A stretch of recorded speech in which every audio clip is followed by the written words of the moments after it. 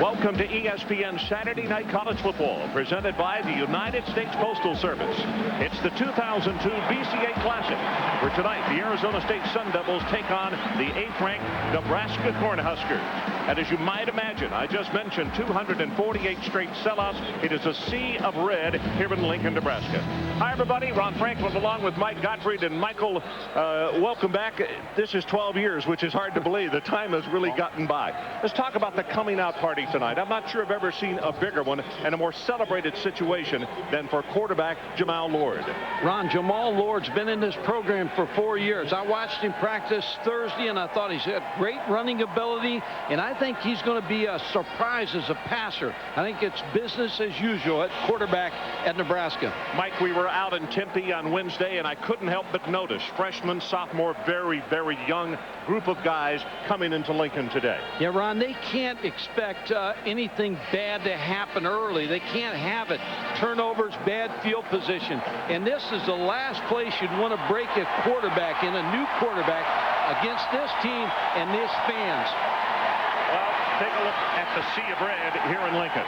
It is simply unbelievable when you stop and think that you have to go all the way back to 1962 since this Nebraska stadium has not been filled for a game. Coach Cutter, second year at Arizona State as the head coach, 4-7 in the opening season, 1-7 in Pac-10 conference play. And Frank Solich, he's been around these parts for a long time. Now, 5 years as the head coach, but you got to remember he grew up here and he also played his college football here, 1961 through 1965. Weather ideal tonight. I mean, this is as cool an opening game as we've had in a while. 76 degrees. There was a 30% chance of rain. Arizona State has won the toss and they have deferred, so it will be Arizona State kicking it off, and Josh Davis is the deep man for the Cornhuskers.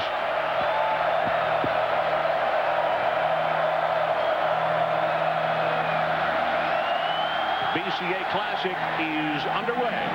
Davis has the ball bounced in front of him. He'll take it at the 6. Return to his left, gets cracked hard at the 20, and he'll take it out to the 22-yard line.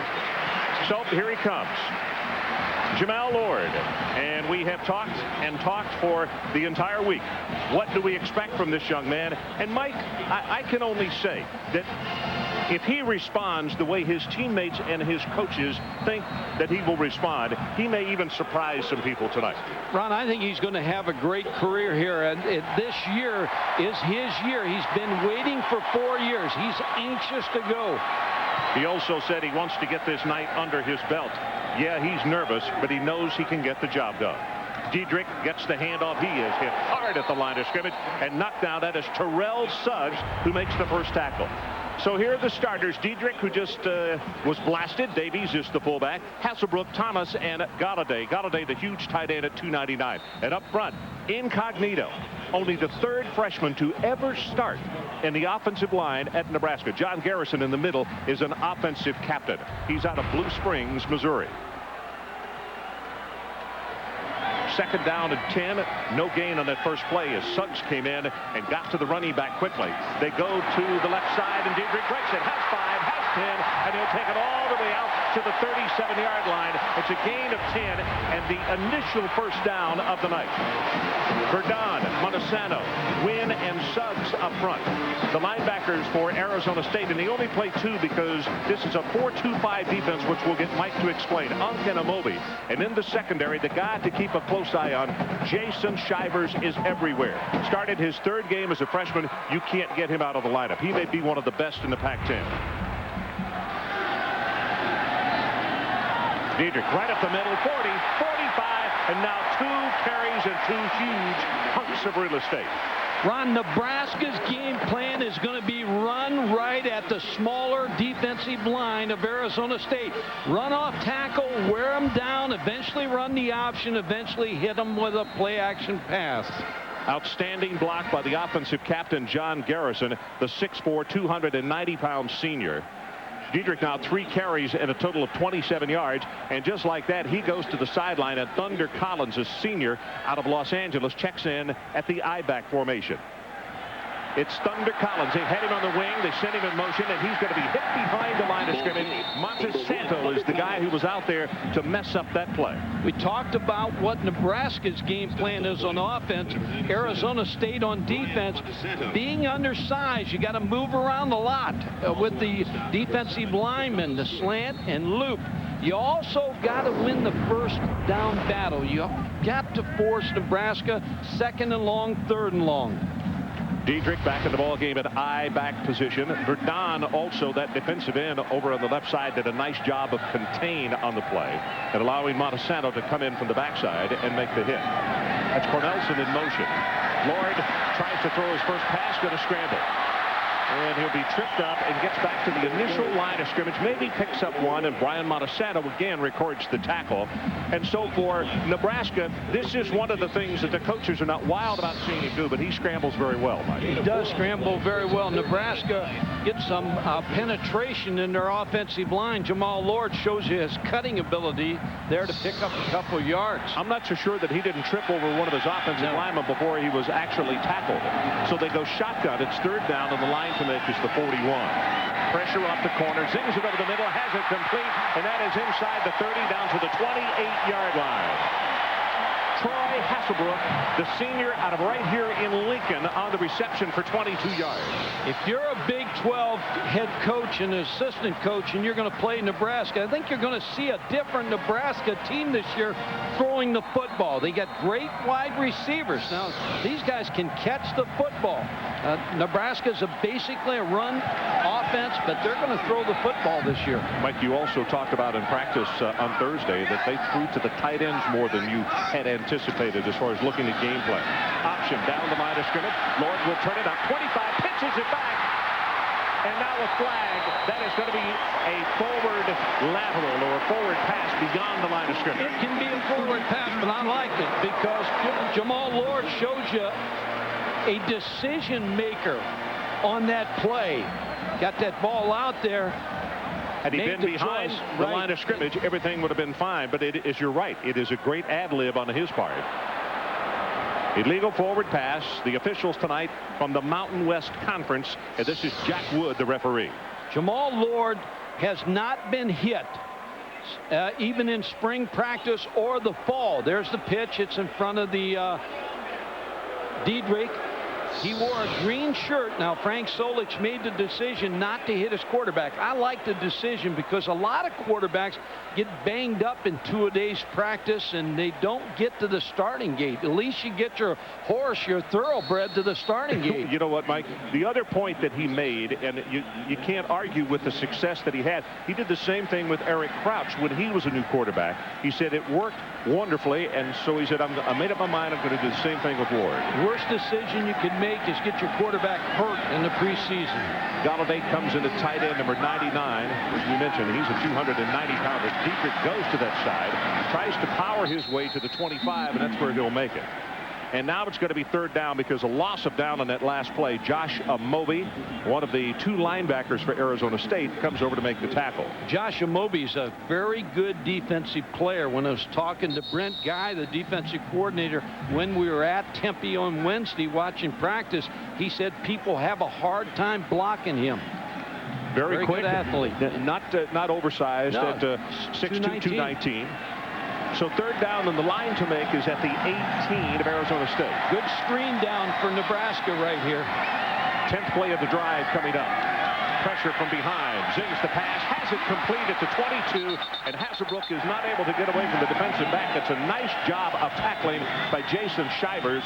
And one of the focal points of this Arizona State staff during spring and also to start fall practice. They were a poor tackling team last year.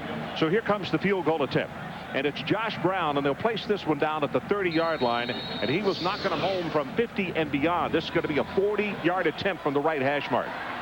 You see his percentage, 71%, 43 his longest last year. Good pass, plenty of distance on this one, and he's perfect.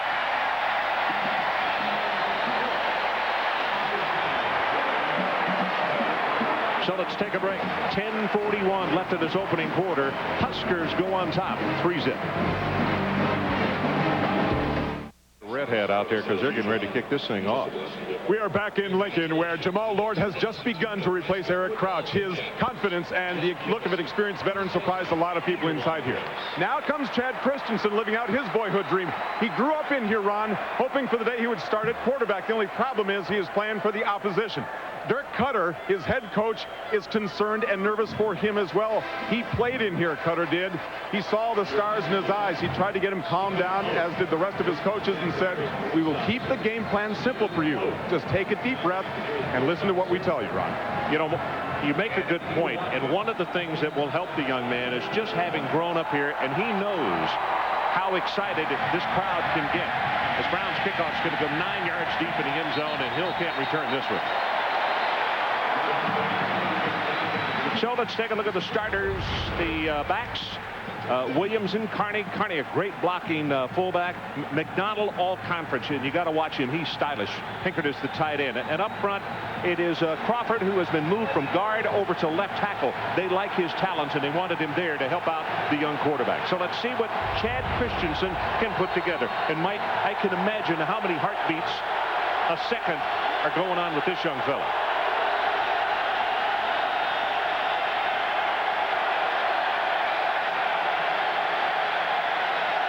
Pitch back. Williams hit as he crosses the 25 and out to around the 27-yard line. And the starters on defense for the Cornhuskers tonight.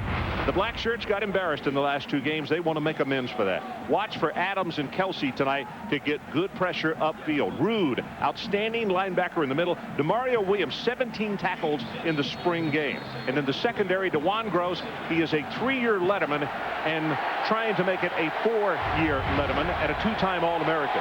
Had the punt return for a touchdown in the championship game against Miami.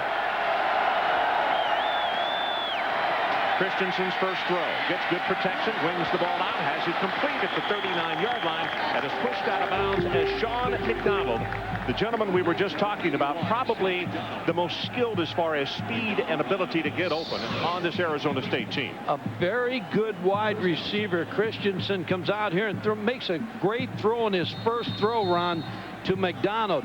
The game plan for ASU's got to be to establish the running game, short passing game to start with. Tony Aguilar, number 50, comes out over the football. Junior out of Superior. Skyler Fulton in motion, then pulls it up straight ahead with the running play. Williams, he's going to fight it all the way to the 5-yard line.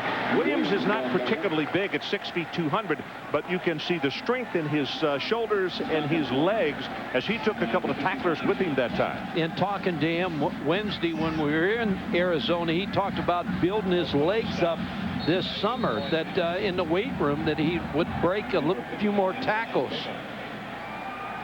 Mike Christensen coming to the line of scrimmage. When you had a first-time quarterback, did you talk to him about routes he liked to throw that he was most comfortable with to get him started? You chart every pass in the fall camp, and you go to what he does best.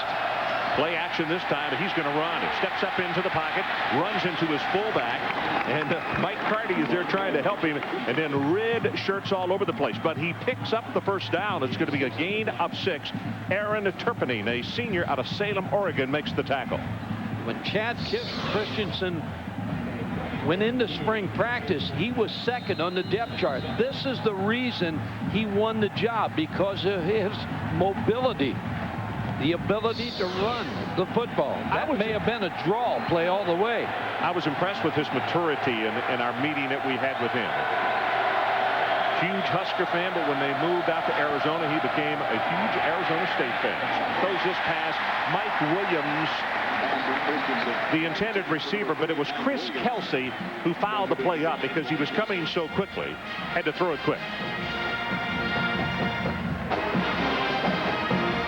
Glad to have you with us, Ron Franklin, Mike Gottfried, Adrian Karsten, coming to you from the BCA Classic. And tonight's game, Arizona State and Nebraska. Mike, hard to believe that we are playing football this early in the month of August. 13 games for both of these teams, and that is without bowl games, or if they get, or Nebraska, if they got into the conference championship, they could play a total of 15 games this year. Draw play. Williams right up the middle, and he's going to be spun down after a gain of 3. He'll take it into Nebraska territory at the 46-yard line. Nebraska defense, when you talk to all those defenders that we talked to on Thursday here at practice, they all talked about the last 2 games. Colorado, Miami, they were put on the spot. They wanted to come out here. Craig Bohl, the defensive coordinator, set the tempo for the entire year to play good defense. Well, the black shirts, of course, that's the defense. They just said they were sick and tired of hearing about it. And right now it's a 3rd down. The line to make is the 39. Here comes a blitz off the corner. Pass has gotten away. Incomplete. McDonald couldn't hold on. And I'll tell you, the young quarterback really suffered quite a blow on that one right there, as they had Aaron Turpinning coming on the blitz. And he's up around his head. Watch as the ball is thrown. Good blitz by number 2, Aaron Turpinning, and got to the Christensen. He didn't have a clear lane to throw the ball to Sean McDonald.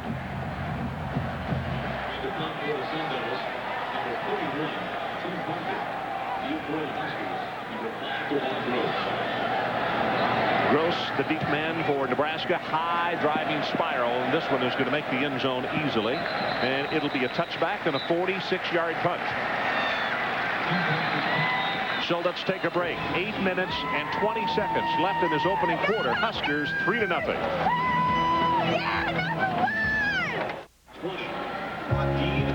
Here's a reminder, tomorrow evening, join ESPN as SportsCenter celebrates its 25,000th show. See what SportsCenter commercials voted the best of all time, as well as special guests and features. Special 90-minute edition, SportsCenter tomorrow night, 11 Eastern on ESPN. I'm voting for Mike Tirico and the boxer in the elevator. That's my pick. You know what? I see you got ahead of me. You read that. No, I didn't read it. I'm going to have to pick my own. Counterplay, and Diedrich spins off right tackle, has a gain of about 3.5 yards. And now some pushing and shoving continues along the line of scrimmage. We talked about the weight comparison on Nebraska's offensive line against the defensive line of ASU. 268. So the plan is to dominate. John Garrison, the center, said they break every huddle with the word dominate. So that's their plan tonight, to dominate in the running game. I'll tell you what, it is fortunate, as far as Arizona State is concerned, that it is a mild. It's a relatively cool evening rather than a scorcher, because of the undersize and not as many numbers. Straight ahead with Davies, the fullback. Judd Davies will take it for a short gain, and Qua Win makes the tackle. Well, probably the most interested lady in the stands, that is Claudia Lord, Jamal's mom. And she has not seen him. Well, she's never seen him start, because none of us have. But has not seen him play that many games. And she knows the hype and all the falderall that's gone on surrounding this week. Last time he started, senior year in high school, Thanksgiving Day. About to go under 7 minutes left to play as they roll the pocket. Now he drills the pass, and it's incomplete. Waited about a count too late. Probably Wilson Thomas, the senior out of Omaha, who also is a basketball player here, is the man that the pass was intended for. R.J. Oliver had the cover. So Diedrich goes to the sideline. He's talking with his head coach. And I'm sure that even as much as they've been able to work, it's the first punt of the night for Nebraska. But the timing's not off. Totally there. Yeah. Timing's off in the running game and the passing game for Nebraska. Kyle Larson, a junior out of Funk, Nebraska, waits for the snap back at the 10-yard line. Darrell Lightfoot is the deep man for Arizona State. Not a good kick. Line drive, and it's going to come out of bounds very short. And as they walk up, it's going to be just around the 47-yard line. Adrian Karsten, what do you have for us, partner? Ron, a thought. Perhaps one of the reasons Jamal Lord is showing so much leadership through responsibility here this evening is because of a lesson he learned at age 14 in a very heartbreaking fashion. It was during that year, when he was 14, that his mother, Claudia, and his father, Juan, were down in Panama on vacation. Unfortunately, his father, Juan, went to get a haircut. He was jumped by 4 men out of an alley, shot to death. He returned to the States. His mother did, with her 3 sons, and they grew up in New Jersey. I'm going to speak with his mother later tonight about the leadership and responsibility Jamal feels tonight and the result of that tragic experience. Okay, Adrian, it's quite a story. There's Carney in motion. Handoff goes to Williams, and he is just eaten up by Bingham. Ryan Bingham, a junior out of Sandy, Utah. And we need to tell you that Bingham is starting because the fellow in front of him, Jason Lohr, tore up a knee in their final scrimmage. Lohr had missed virtually all of last year because of a knee injury against Notre Dame, rehabbed it, and this is a very deep position for Nebraska, and the coaches said they were fortunate, not that he was injured, but that they had really good people behind Jason. Our best to him, and we certainly our thoughts. Difficult situation, losing the entire year. Christensen, far sideline, lofts his pass up. McDonald, the intended receiver, and he's caught out of bounds. I like what Dirk Cutter's doing, though, with Chad Christensen. He's given him a chance to compete. When we started this football game, we said the thing that Arizona State needed to do, not any turnovers in the first 6 minutes. Don't take themselves out of the game.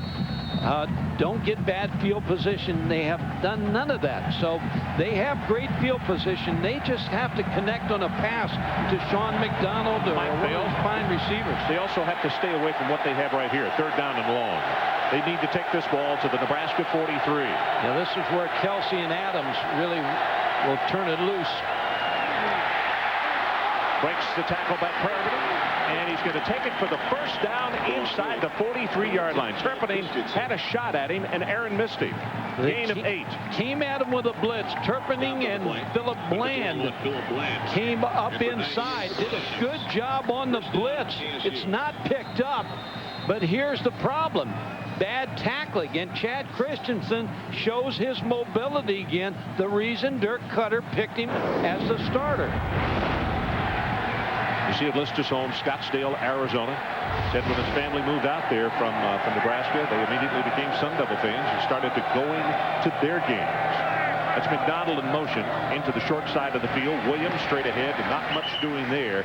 17, T.J. Hollowell, a junior out of Copperas Cove, Texas, is the first man to make contact with him. TJ in quite a battle with DeMario Williams, who I mentioned had 17 tackles unassisted in the spring game. DeMario Williams very well might be the Big 12 newcomer of the year. He played at Kilgore Junior College last year, blocked 3 kicks, very active linebacker. 2nd down and long.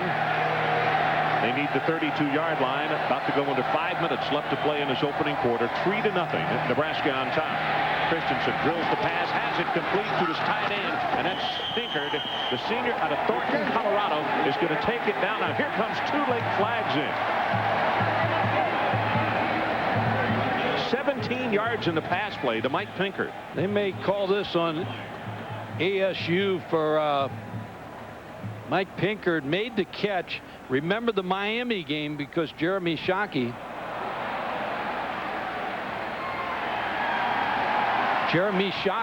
had a big ball game against this Nebraska defense in the man coverage.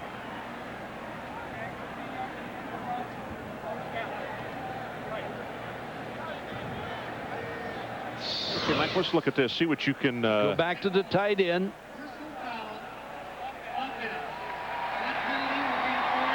End of the play.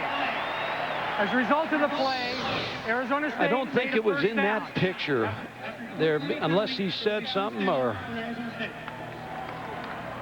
it was on Skylar Fulton, number 18, the receiver. You're going to see him at the top. Oh, okay. Yeah, plays right over. He comes up and makes the hit in the back. And so that's the reason the 2 flags came in. So it is 1st down and 10, but they lose the yardage, and the line of scrimmage is at the 38. And Cornell Kennedy, and if the name sounds familiar, yes, his brother Trung played at Arizona. He chose to come to Arizona State. He's a redshirt freshman out of Phoenix, Alhambra, and a very talented young guy. Little different build from his brother, little shorter and squattier, but he's very strong legs. You talk about a rivalry now, Arizona State. Now they'll get after it. Again, Arizona State on 1st down, not picking up at least 5 yards, and they continue to play 2nd and long, 3rd and long. Straight back in the pocket. They set up a screen to the near side. This is Candidate. Cuts it back into the middle. Breaks the tackle at the 30, at the 25, and it'll have the Sun Devil first down. Good for 12 yards in the play, and it's Philip Bland who makes the stop. Cornell Candidate, the thing that Miami also did to Nebraska's defense, they hit them with a lot of screen passes in that national championship game. Now, this is well blocked downfield, missed tackles. Finally, Philip Bland, very good safety, makes the stop. This is a nice drive by Chad Christensen and Dirk Cutter, the coach. Speaking of that, 8th play of the drive, Mike Williams comes back into the backfield at tailback. Carney lines up at fullback. They go play action, going for the end zone. Nobody there, and this one almost intercepted, and Ricketts got turned around, the junior out of Omaha. Boy, miscommunication, or did the receiver fall down? Sean McDonald and Chad Christensen not on the same page there. Here's Sean McDonald working against coverage, zone coverage. He sat down, and I think what against Pat Ricketts and what Chad Christensen felt like he was supposed to take off on the play. Well, as you could see, Nebraska had help over on that side for the corner, Ricketts. Second down, and they need to take it to the 15-yard line. Short drop this time, steps up into the pocket. That's not going to go very far. Good recovery by John Clanton, who is a backup nose tackle now, senior out of Glendale, Arizona. That's the difference in this Nebraska defense. By the coach's standards, Craig Bowl, when we talked to him, he said, we're getting more push out of the tackles, which should free up Adams and Kelsey on the outside for the pass rush. Offensive line of ASU is doing a pretty good job for a young offensive line. 10th play. This drive started at the 47. Titus Adams comes in at right defensive tackle for the Cornhuskers. They roll the pocket this time. Pass is caught by McDonald, and then, wow, he is blasted by Lornell McPherson. Maybe a little short of the first down. Sean McDonald, first scholarship offer was from Nebraska, wanted to go to ASU against Lornell McPherson here, and a good tackle by McPherson, keeping him short of the first down. Now, ASU has faked a lot of special teams plays the year Dirk Cutter's been the coach. Well, Mike Barth has an extremely strong leg. This should be just a piece of cake for him if they do, in fact, go with the kick. And now I think that maybe Nebraska is thinking what you're thinking, Mike, because I believe they are the ones who have just called the timeout. They have. So we'll take a break. 2:16 left in this opening quarter. Sun Devils trying to tie this one up.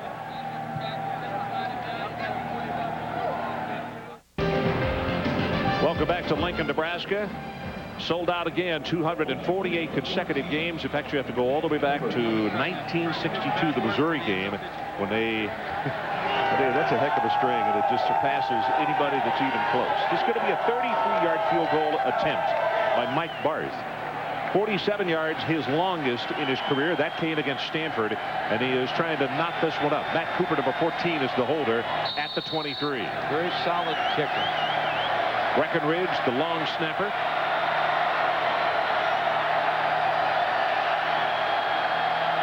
Gets a good one. Ball is in place, and we're tied. 33 yards on the field goal. So with 2 minutes and 12 seconds left in this opening quarter, Arizona State ties it at 3 apiece. Chris Fowler, let's go to you in the studio. Ron, big opening night for NC State quarterback Philip Rivers. Runs for a couple touchdowns, throws for 3. This one a 50-yarder to Jericho Cottrey. Wolfpack, many believe, a solid bet to start 8-0 before they visit Clemson late October on ESPN. Well, Rivers had a sensational freshman year. Kind of last year was not as great, and glad to see him getting off to a good start. Really good young guy who loves the game. That's the one team in the ACC, when you look at the ACC, that might challenge Florida State. Of course, I think Florida State wins that league, but that may be the second best team in the league. Christensen on the telephone.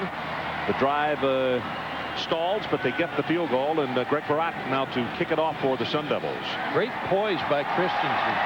Good play calling by Dirk Cutter. I was impressed with the way Christensen handled himself, extremely so, because as you said off the top of the telecast, this can be a devilishly hard place to play, particularly if you are a first-time starter. Josh Davis is the deep man. Very high. It looks as though this one's going to be returnable. Davis from the 1-yard line.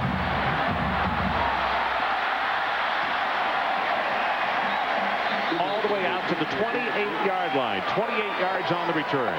Be sure and join us for college football on Thursday, presented by Circuit City on ESPN. At 7:30 Eastern, linebacker Clifton Smith leads the Orangemen's defense to try to shut out a traditionally powerful BYU offense. For more on our lineup of upcoming games, log on to ESPN.com, and the keyword is schedule. 2:01 left in this opening quarter. Thunder Collins will open this series at tailback rather than Diedrich. Two tight end set, only one wide receiver, and Lord, play action, gonna throw under pressure, gets by one tackler, gets by a second, and here he goes. 40, 45, at the 50, puts a head down, and he's inside the 40-yard line. Jason Shivers saved a touchdown after a 33-yard run. And Mon Claudia totally loves it.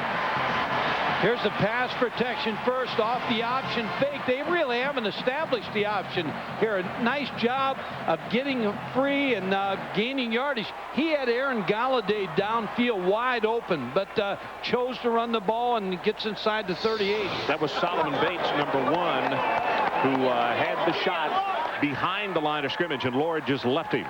So from the 39, the Husker scrimmage. Fumbled snap, and this one kind of blew up from the get-go, and he's still going to get it back to the line of scrimmage. Good heavens.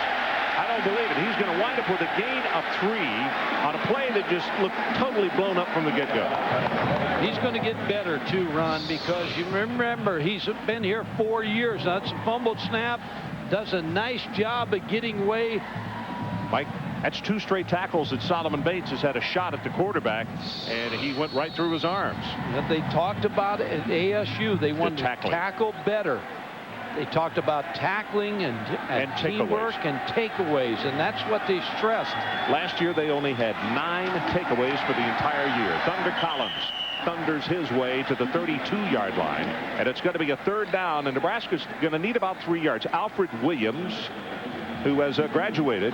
He is in graduate school out of Irvine, California, makes the stop.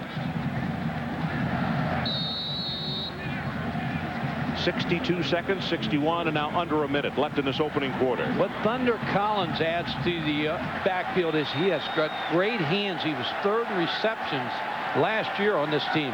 Nebraska 1 of 3 on 3rd down conversions. They need the 29.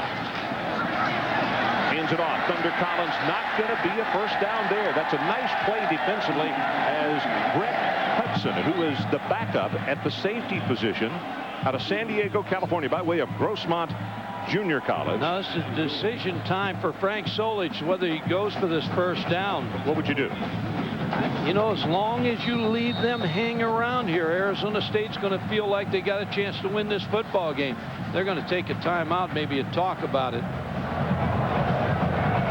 Because the longer a team that's got upset on their mind. Well, they're going to let the quarter run out, and that will help them as far as their decision making and give them some extra time. 2 seconds down to 1, and that is the end of the opening quarter. So Jamal Lord's mom, Claudia, in the stands, and she's enjoyed it, as the other Husker fans are. We're tied at 3.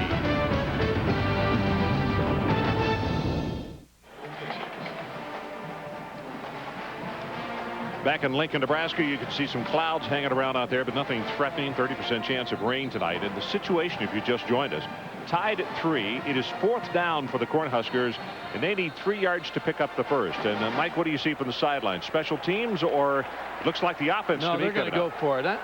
Again, Frank Solich is probably feeling over there, hey, we're supposed to smash this football team. We can't let this go on. So they need to take it to the 29-yard line to pick up the first down. Short side of the field to the right. Lord steps up into the pocket, got worlds of running room, and now he cut back and retrieved and got the first down. He had it, then he backed up beyond the first down line, and then he went forward. Alfred Williams defensively. That's a play you can't draw up, but that might be the most dangerous play in the playbook this year for Nebraska, where he fakes it, brings it down, and runs for the first down. That's where you're talking about. He almost got back out of first down range. Claudia's happy. So it is first down. The new line of scrimmage is the Arizona State 24 as we open up the second quarter.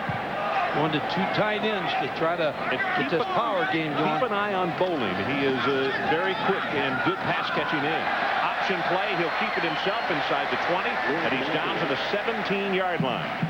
The key block in the option is the tight end, because against the 8-man front, the tight end's got a defensive man on him, and Jamal Lord read the option very well.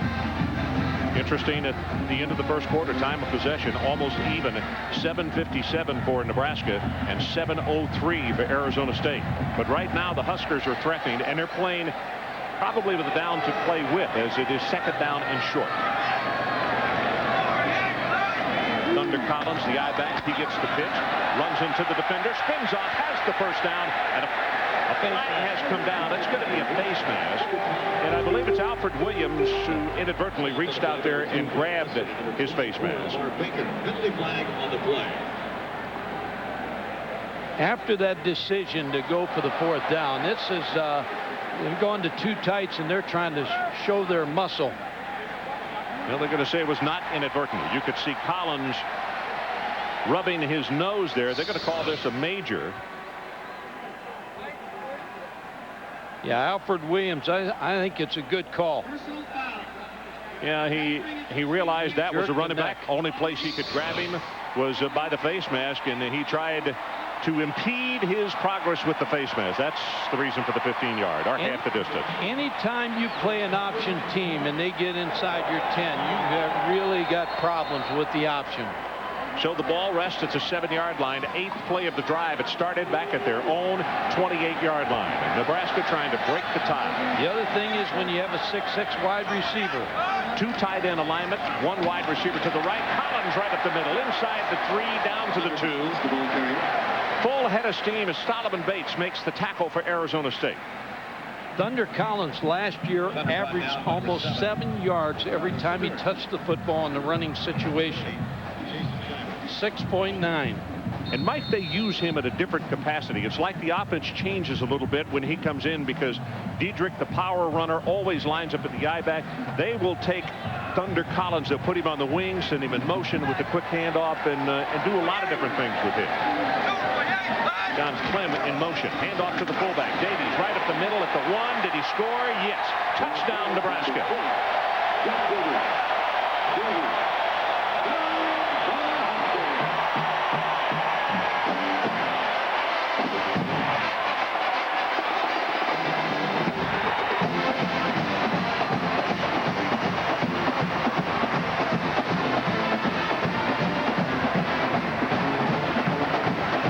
Very impressive drive by the Nebraska Cornhuskers as they take the ball from their own, I believe, 27-yard line and took it the distance. And Davies wraps it up. Extra point attempt up and good by Brown.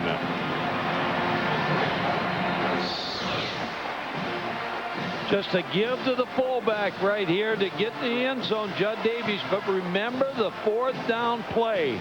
Jamal Lord, Frank Solich decided to roll the dice and go for it on 4th down. Let's take a break. Huskers by a touchdown.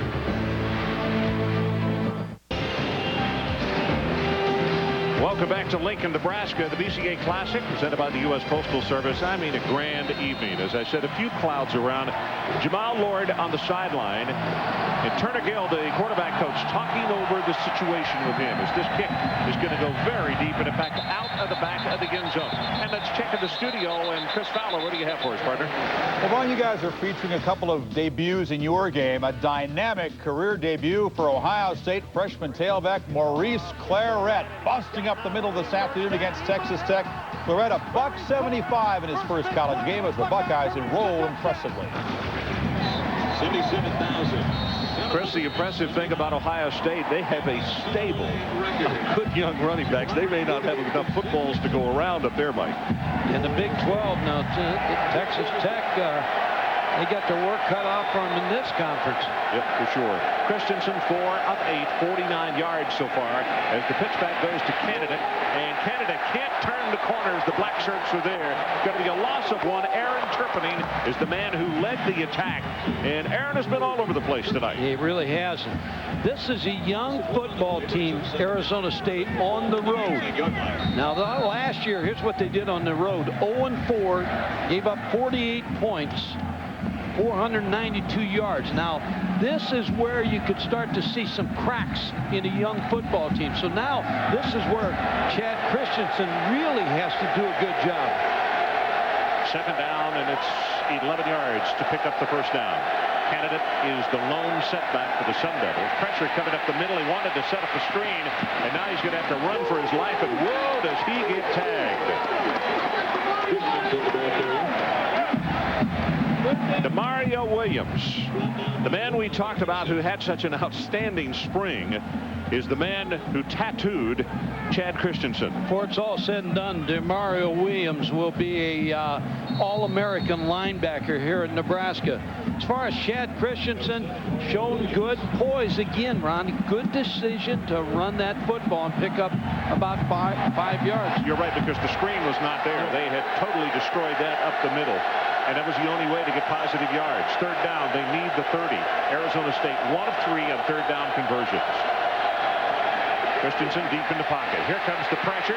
Gonna run it, and he's got a lot of room. 30, 35, and wisely goes out of bounds. As several Cornhuskers were drawing a bead on him, but leading the attack was number 42, Kaepernick. One of the things you see is the tight end Pinkard right there dropping Trevor Johnson, the defensive end. So Arizona State keeping the tight end in protection. Again, the mobility of Chad Christensen running the football. Pretty good design to help with pass protection using the tight end. And he's a big guy, 6'5", 264. Out of Thornton, Colorado. First down at the 38.5-yard line. Handed off, and that was Candidate, who was winged out on the outside of, beg your pardon, Akeem Hill, and he is hit behind the line of scrimmage. 22 rather than 32, and that's going to go for a huge loss back to the 32. Well, Trevor Johnson got knocked off his feet the play before, but he comes back and plays off the tackle and makes the good play on Akeem Hill. And that's not what you want to do on first down against this defense. Loss of 7 on the play. A lot of substituting by Craig Bowl here in the first half, defensive lineman-wise. Cornhuskers trying to stay very fresh, and they're playing a lot of people. Mike Carney is the lone setback this time. Christensen rolls the pocket to the right, got that one complete to McDonald, breaks a tackle, 40, 45, and boy, you can see how quick he is, and it's what they like to talk about, yak, or yards after catch, is where he is so dangerous. Watch the Arizona film of last year, the tape, and he made some great catches against Arizona. Brings up third down and 2 with the ball on the good hands. He's 5'9". He's got great speed. And when we talked to Dwan Gross, the defensive back from Nebraska, he said he's just like the Miami receiver, so a good compliment.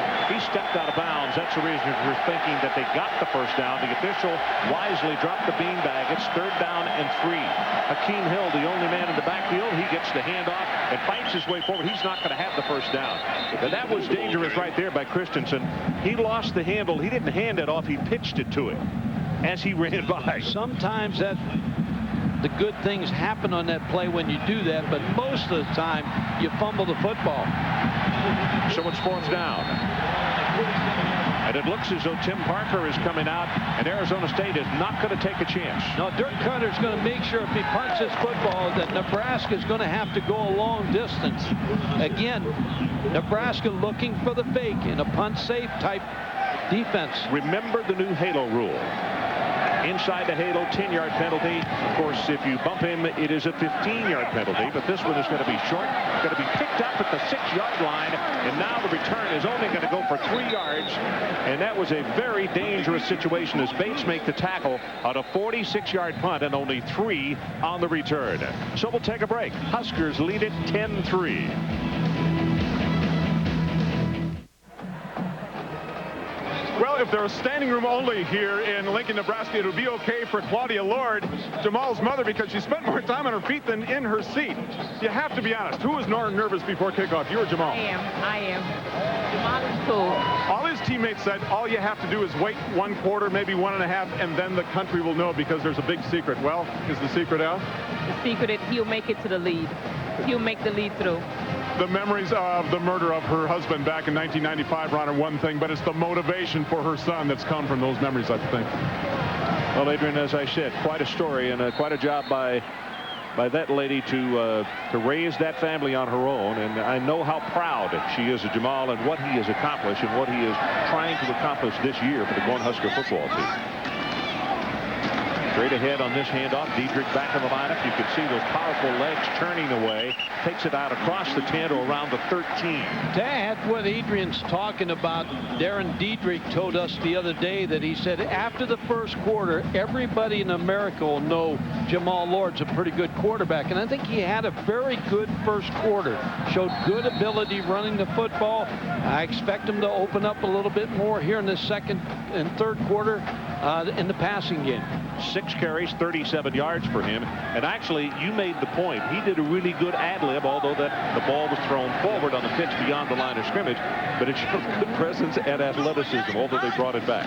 2nd down and short. Diedrich right up the middle, puts a head down, and he's close to the first down out of the 18-yard line. That's the other thing we saw all week is coaches and players had tremendous confidence in Jamal Lord.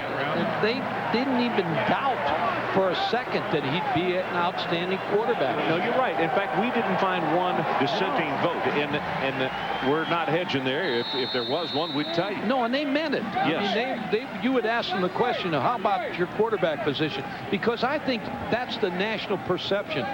3 things. 1, the last 2 games, how they finished. Texas and Oklahoma rising to power, and the quarterback question mark. That's why national people have them down.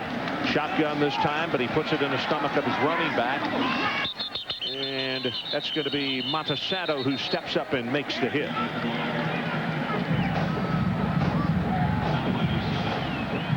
Well, following a Heisman quarterback in the last 9 seasons, look at these records right here. Chris Ricks, of course, last year taking over for Winkie and Johnson for Werfel at Florida in 1996, 10-2. How about Danny Cannell, 10-1-1, following the footsteps.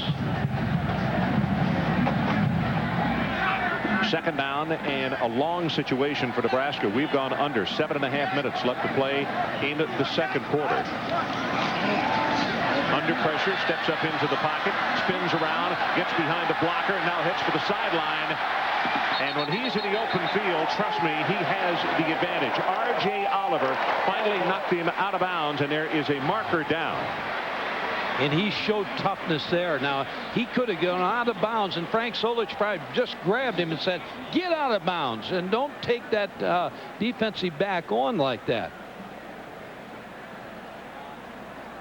And let's see what the call is here. Personal foul, dead ball against Arizona State. So that penalty is going to be tacked on from the 29.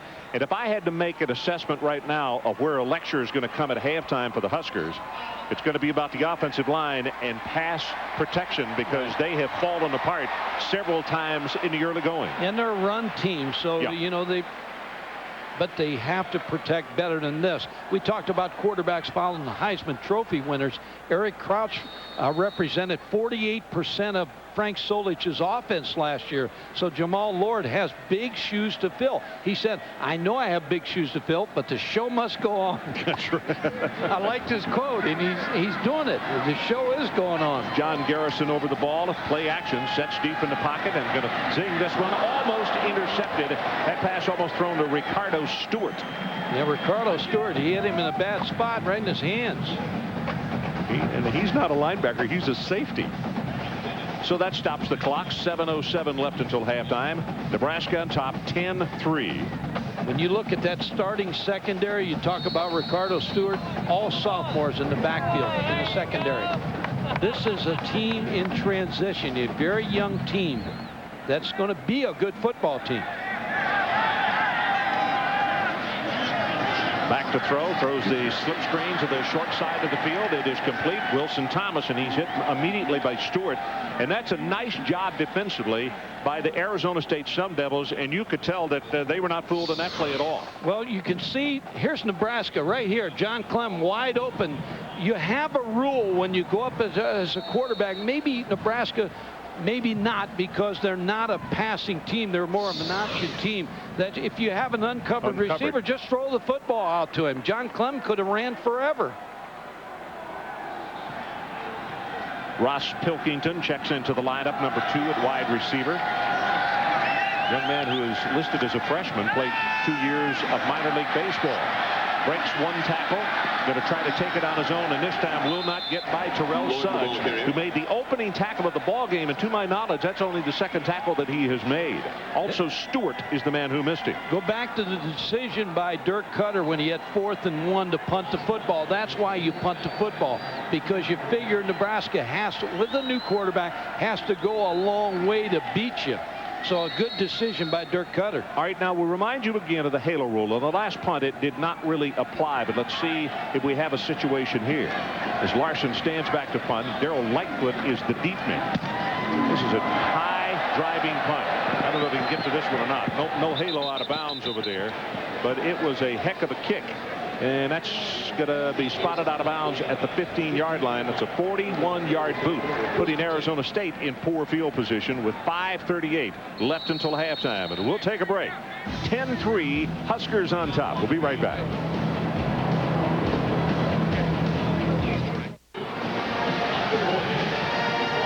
Welcome back to ESPN Saturday Night College Football, presented by the United States Postal Service. It's the 2002 BC8 Classic. I'm Ron Franklin, along with Mike Gottfried and Adrian Karsten from Memorial Stadium in Lincoln, Nebraska. The Huskers lead it by a count of 10-3.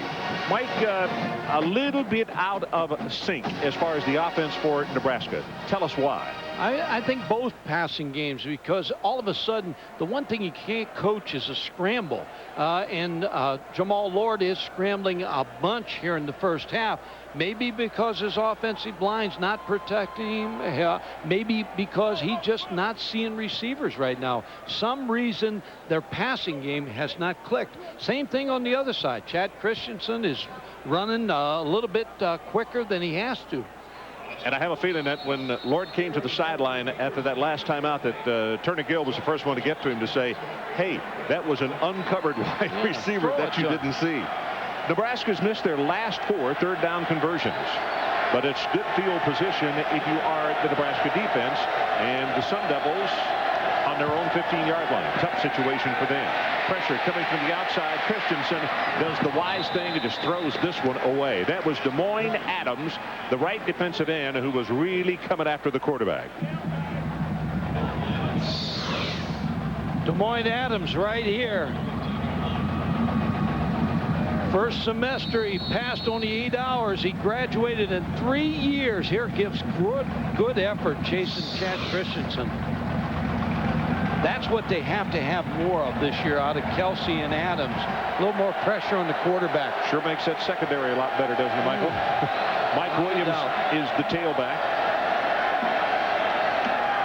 Christensen, pressure from the backside. Better be careful. Gets this one away and has it complete. And that's Lightfoot. Darrell Lightfoot will have the first down. And was down before he went out of bounds all the way to the 30-yard line. McPherson made the tackle on him.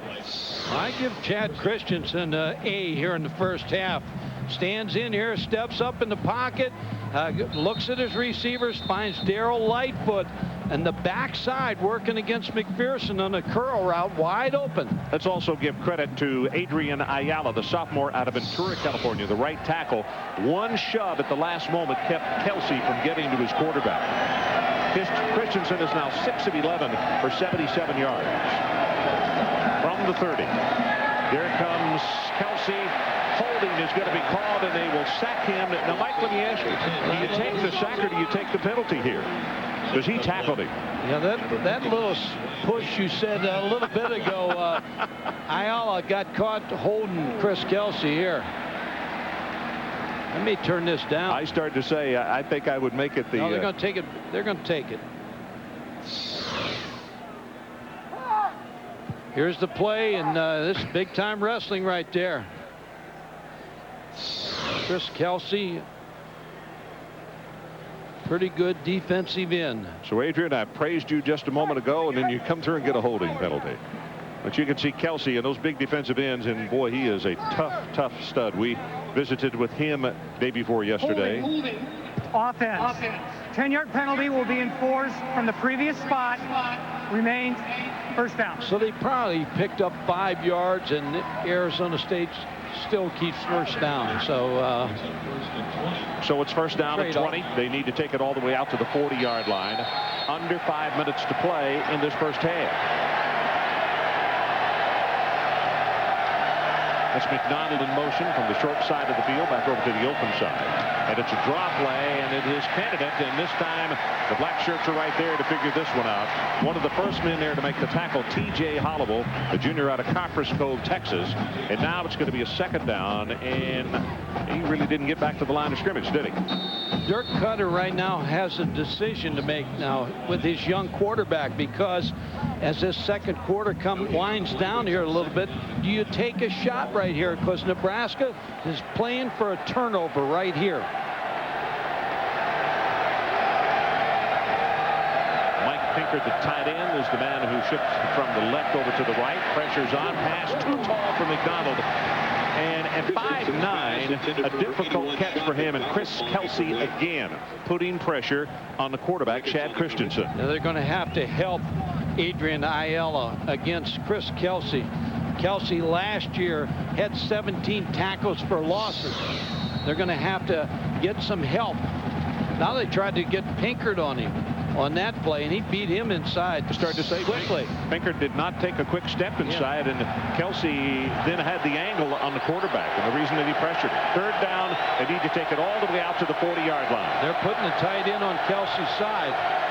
Here comes the blitz up the middle as they roll the pocket to the right. Inside pressure now going to be hit, and he's sacked. And it is amazing that that young man was able to hold on to the football. Folks, he was going around like a pea in a whistle. He got hit by 4 different folks. Yeah, Mike Pinker, they lined him up on Chris Kelsey's side because they're having problems. Now he does block him, and then they chip with Mike Williams, but on the backside they get pressure. Wow.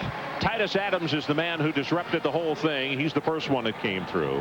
And then Kelsey and Adams.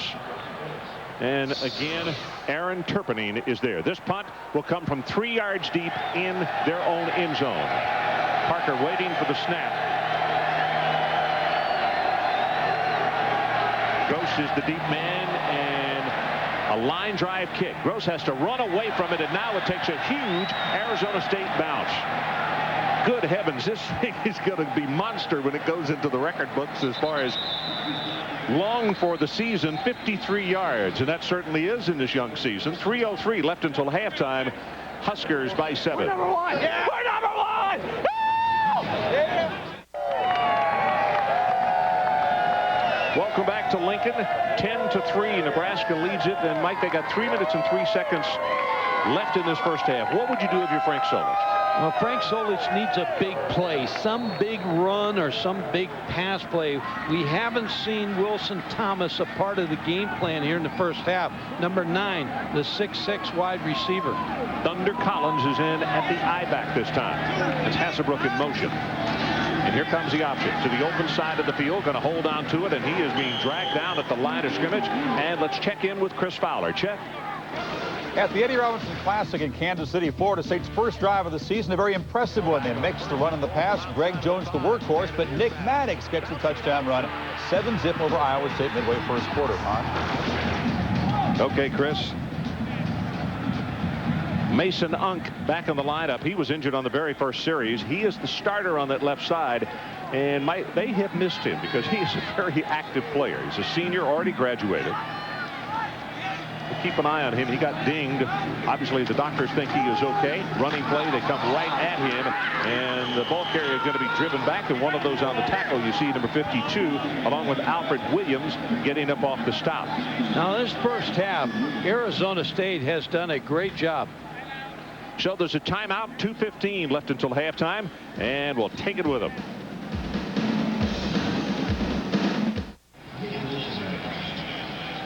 Now, here's a reminder coming up at the half. It's the Saturday halftime report with Chris Fowler. Big win for Ohio State today. NC State quarterback Phillip Rivers in action, and boy, did he shine. And also the Giants and the Jets in NFL preseason play.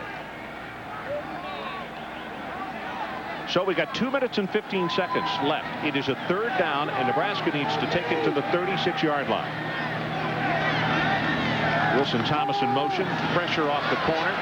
Lord wanted to set the screen. They smelled it out. Now he's going to try to run, and he is tripped up back at the 17 by Ricardo Stewart.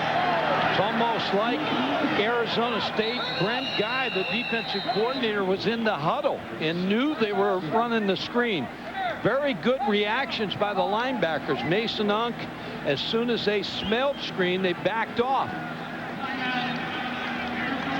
So Arizona State is going to call a timeout to stop the clock, and that will leave them 2 minutes to work with, hoping that maybe they could get a poor punt on the part of the Nebraska Cornhuskers. There's Brent Guy upstairs. A little hard to see him behind that smoked glass, but when we visited with him, we talked to him and said, explain to us about the 4-2-5 defense. Everybody makes such a big deal of it. It's an 8-man front defense. Yeah, it's an 8-man front. It's Virginia Tech, Washington, all the 8-man front teams. Oregon, and Brent Guy played at Oklahoma State, but he and Gary Patterson, the head coach at TCU, were on a staff together.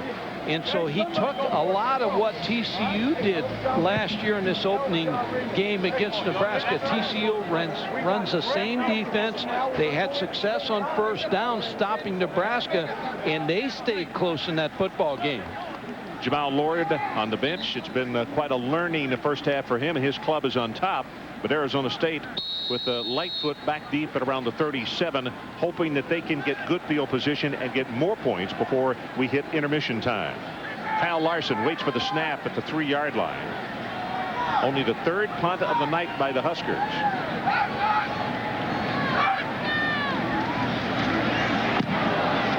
And this is a driving spiral, very returnable, though, and Lightfoot from the 31-yard line. Cuts back into the sideline, and whoa, I say very returnable. Great coverage by the special team. Hasselbrook is the man who got downfield on a 49-yard punt and only 4 on the return. So, Mike, give me a sequence here. You got a redshirt freshman quarterback. Hard to take a chance, but, you know, they really haven't tried to get on top. And if they could get man coverage against Nebraska, do you take a shot downfield on this one? Yeah, you really do. You work McDonald on this series, and you got one timeout left.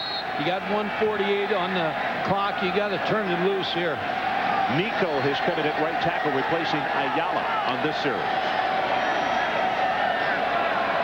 Nebraska shows blitz in the middle. Do they stay at home? Yep, they do. Pressure off the corner, and they throw back out to the boundary. That ball overthrown. Hakeem Hill, the intended receiver. Intended for number 22, Hakeem Hill. The way your defense is playing sometimes has a great deal of effect on how you call the game. And right now, for Arizona State, their defense is controlling Nebraska. So you take some shots now. Andrew Walter in the ball game at quarterback. He's more of a drop-back passer that stands in the pocket. He's also very tall. That's 6'5", 219 pounds. And they said, don't read anything into it. We are going to play him in the ball game in both halves. pressure on the backside, gets it away, and it is caught by McDonald. Nice job of coming back on the football. He'll have the first down, and the clock shows 1:36 after a 13-yard gain. Boy, Kelsey almost destroyed that play. Good throw by Andrew Walter, who last year played quite a bit for Arizona State. He was 38 of 86 last year. No, they're set to go. Clock running at 1:30. Quick pass to the sideline. Has that one complete. Again, it's McDonald, and he is shoved out of bounds by DeJuan Gross. Let me tell you something, Ron. Field goal kicker of Arizona State can reach a long way. Well, Nebraska not ready, and he takes the snap and throws it into the ground to stop the clock with 1:13 to play. Good thing that was the play, as the Huskers had not even gone into a three-point stance along the defensive line. You can see Barth, his first field goal of the night, only 33 yards, and he knocked it home. His career long is 49 yards against UCLA, but Mike and I saw him kick from 55 yards in the pregame warm-ups today, and it didn't seem to be a big chore for him. In fact, this is the goalpost that he was kicking at. He don't really have enough wind to make it an important thing as far as if they get a long-distance job. 3rd down and 3. Pumps it once, going to go on top, stop and go, and well, McDonald and possibly Taplin not on the same page with the quarterback, so it's going to be 4th down and 3 now. I think Dirk Cutter probably made a move here to Andrew Walter because of the experience and maybe a better passer.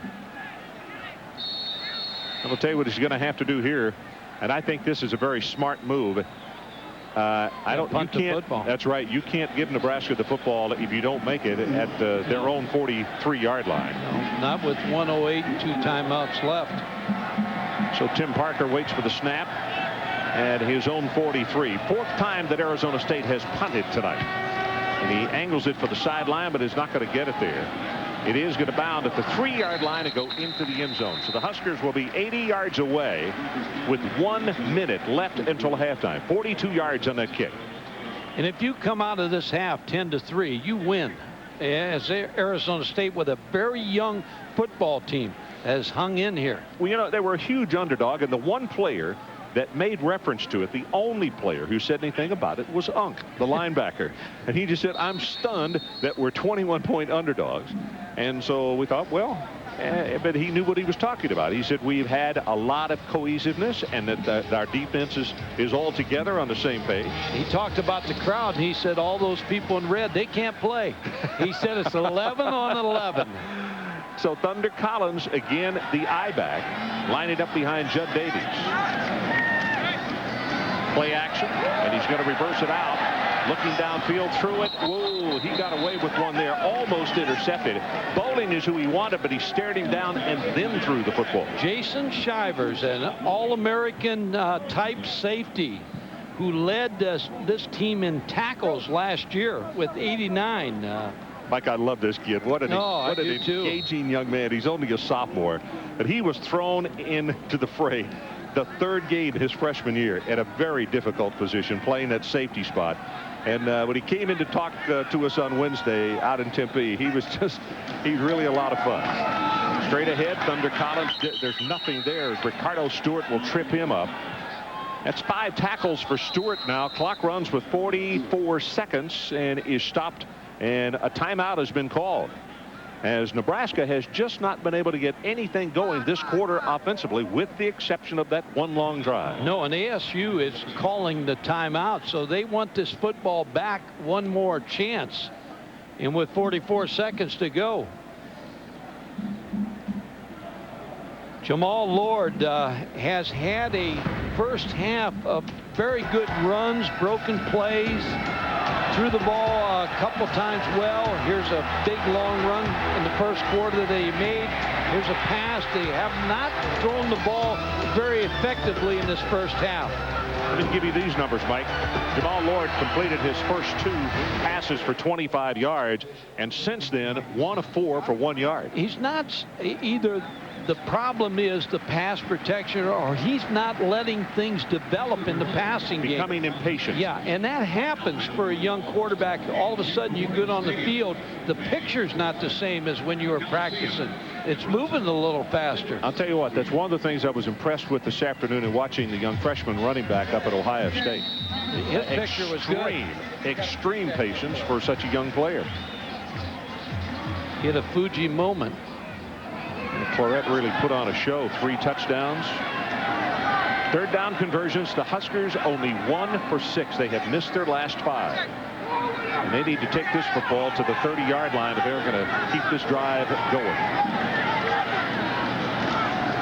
Option play. 25 to the 30. Has the first down. Gets out of bounds. Stops the clock. And it's Shivers who was there to push him out of bounds. Kind of a jam to the face by Shivers there. Watch the tight ends block on this side as they come to the short side of the field. That opens it up for Jamal Lord. Also a good kick out by the fullback Judd Davies on the play. And with that, they have the first down. The play took only 5 seconds. We have 39 ticks left. And still not Nebraska seen anything there, Ron. Comes out here with 3 wide receivers to the left, so we'll see if they go on top and try to pick up a big play. Pressure is on Lord. Not going to have time to throw, then gets whacked from behind by Montesanto. Nick Johnson, I beg your pardon, 88. Terrell Suggs is the man who caused the play to go awry. That play broke from the time they snapped the football. Poor pass protection there. I don't think Frank Solich has said, let's just let this clock run down and let's go to the locker room and be happy that we're up by 7 points. 8 seconds down to 7.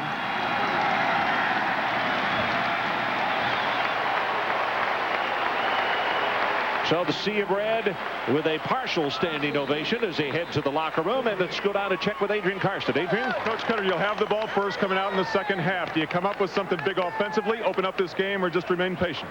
Well, I think we need to remain patient. We're beating ourselves right now. We got three big 15-yard penalties that killed us in that half. We're doing a good job not turning it over. We're doing a good job hanging in there. We got to just make the plays that are there. We'll be fine. Thank you, Coach. So the halftime score, Nebraska 10 and Arizona State 3. Now let's join Chris Fowler, and it's the Saturn halftime report. Chris? So our score at halftime is 10-3. The Nebraska Cornhuskers on top. And Mike Gottfried, if anything surprised me in the first half of the ball game, and that was Nebraska's inability to run the football, because Diedrich only carried the ball 3 times in the second quarter for a total of 7 yards. Take away scramble yardage, you made the point, and they're almost nil. You can bet one thing, and that's halftime. Milt Tenopur and Frank Solich are challenging this offensive line. This is the 4th down play that led to Nebraska's touchdown. Jamal Lord on a scramble. And again, it's been a game in the first half of scrambling with the football. You mentioned Coach Tenopur, and he has been here for so long and is such an outstanding coach. You know, is Jamal also not helping the situation by being impatient and trying to run too quickly, or is it because the defense is just breaking them down? I think a combination of both. And I think sometimes quarterback it's not in sync right now. The offensive line is definitely getting beat by Arizona State. Let's go down to the sideline to check with Adrian Karsten. Adrian, what do you got for us there, big guy? A very tight-lipped Dirk Cutter who coming out at halftime. I asked him why the quarterback changed at the end of the first half. He said, just trying to win the game, buddy. Just trying to win the game. I said, all right, then who starts in the second half? He said, just trying to win the game. See what happens here, Ron. Yeah, Christensen should get to start here, Adrian. Well, this is Hill about 5 yards deep in the end zone. He's going to return it, and huge mistake. Oh my goodness. Your team has got momentum. You go in trailing by 7 at halftime, and you return a kick 5 yards deep out of your own end zone, and you scrimmage from the 6. Whew. Not good. I think the switch in the quarterback was because Andrew Walter had a stronger arm and they wanted to throw downfield more. But I think Chad Christensen, you got to be pleased with him in the first half. I think a quarterback has been born in the first half here for ASU in the future. Mike Williams is the tailback, and now they're getting one player on very late here. And a flag comes down. Yeah, they're not starting this half like they started the first half. Well, Carney is normally the fullback, and it was Talbot who got out there late.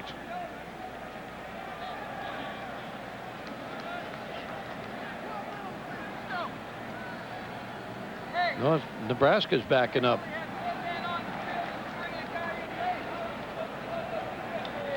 Illegal substitution. Defense. 5-yard penalty. Still first down. Now here's the interesting thing. Nebraska got called for the illegal substitution, and now Carney, the fullback, comes running on, and Talbot came off. And Talbot thought he was the guy that had caused the penalty, but that was not the case. So it's a 5-yarder, and it moves it out to the 11-yard line. So a little bit of a reprieve here. The thing that Arizona State has not done is not turn the football over.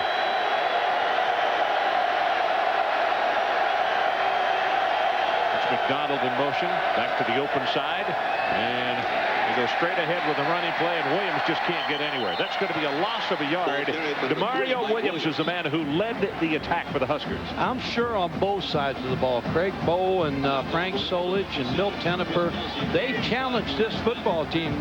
You're coming off 2 whippings, Colorado and Miami. Is the mystique at Nebraska gone? And I think that's probably a halftime talk. Hey, we got to show something here in the second half.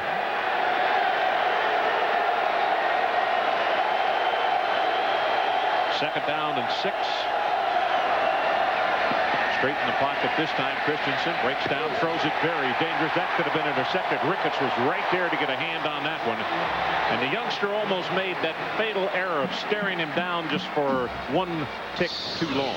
Yeah, they're bouncing around a little bit more. Pat Ricketts on pretty good coverage. He sees the curl route by Sean McDonald.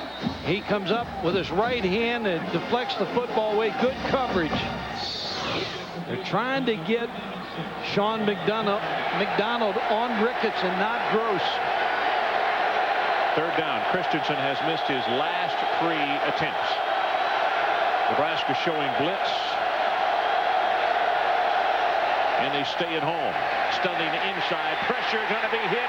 Is he in the end zone or is he at the goal line? They're going to say at the 1-foot line he was tackled. It is not a safety. But now as Hopkins makes the tackle, it is going to be a very precarious position for Tim Parker, the punter, because he's going to be taking this snap 10 yards behind the line of scrimmage. Well, you talked about a blitz. They came with the kitchen sink and got him sacked on the half-yard line. And so you're right. This is an excellent chance for a punt block or a good return. Got to keep an eye on his feet. If he has to take a step backwards and steps out of the end zone, it's a safety. There is a twin receiving corps for Nebraska to make sure they get a return, and it's a horrible kick off the side of his foot, and it goes out of bounds way up. They're still running inside the 25 and at the 20.5-yard line. Boy, what a bad start for the Sun Devils. Only 19 yards on the kick. Well, the defense of Nebraska did exactly what the coaches wanted them to do. They come out, they caused some mistakes, and now the offense got the ball at the 20-yard line. So that's about all you can ask as a coaching staff. Well, let's see now if the Huskers can take advantage of the situation. I think you'll see power football here. They're going to challenge this offensive line. Darren Dietrich lines up at the I-back. That's Hasselbrook in motion. They come with the option. Back to the open side of the field, and a nice job as it's pitched late. And that's going to be no gain. In fact, he's going to lose yardage on the play. And a good job of contain on the outside by Arizona State. Arizona State has played the option very well. String it out.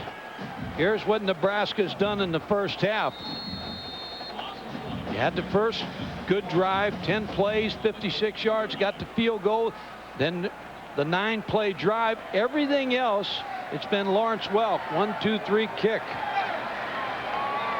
Dietrich again, this time the lone setback. And they'll give it to him right up the middle. Breaks off a tackle, 20, 15, and close to the first down at the 10.5-yard line. John Clem with an outstanding block, and it's a gain of 12 on the play. See, I think this is what Nebraska needs to do right now, is just punch it out. go at him with the power game. A missed tackle right there really hurt Arizona State. Solomon Bates. Solomon's had a difficult time all night. And we go back to what we talked about off the top of the telecast, and that was one of the punctuation points of preseason camp, and that was to be a better tackling team, because last year the Sun Devils were a poor tackling team. Fullback Davies, right side, he'll have the first down. He has the only touchdown of the game, and now a little extracurricular activity going on downfield, and glad there were no flags thrown. Davies did a good job of keeping his feet and picking up extra yards on that play. Not much movement again. Montesano, Verdon, Wynn, and Suggs, the front four, have controlled the line of scrimmage.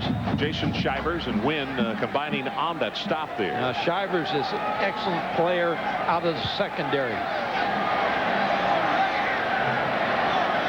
First and goal, Nebraska. They take it to the left. Whoa, does he get hit at the line of scrimmage? Did the ball come loose? Didn't see a beanbag go down, but the players were scrambling like they thought it was loose, and it's Alfred Williams who made the tackle on the quarterback, Jamal Lord. You know Darren Diedrich is just asking for that football. Here comes the option again. Arizona State again. Solomon Bates does a good job to get penetration up the field, force the option to cut short and make the quarterback Lord go up inside. Interesting thing, the guard got pushed back into the play, and that's what disrupted the flow of that offensive set. So it's going to be second down and goal, and the new line of scrimmage is at the 9-yard line. 8 tackles tonight for Alfred Williams. Remember, Thunder Collins is a good pass receiver, good hands. And they put him out in the flat. The ball hit and knocked down at the line of scrimmage, and that's Mason Unk. Boy, Mike, since he has come back in the ball game, he has really been a difference maker. Got dinged on that opening series, had to go to the bench, and they let him come back in, and you see why he's the starter. When we talked to him, he said, that's the reason I came to ASU, to play in big games. There's the deflection with his left hand. I'm still waiting for Wilson Thomas to get loose in the passing game. He's 6'6", a basketball player here at Nebraska, and a very fine receiver. So it's third down and goal. And let's see if they go for that gentleman you're talking about. We see in the screen, blitz right up the middle. Lord, light touch, wide open, touchdown Thomas.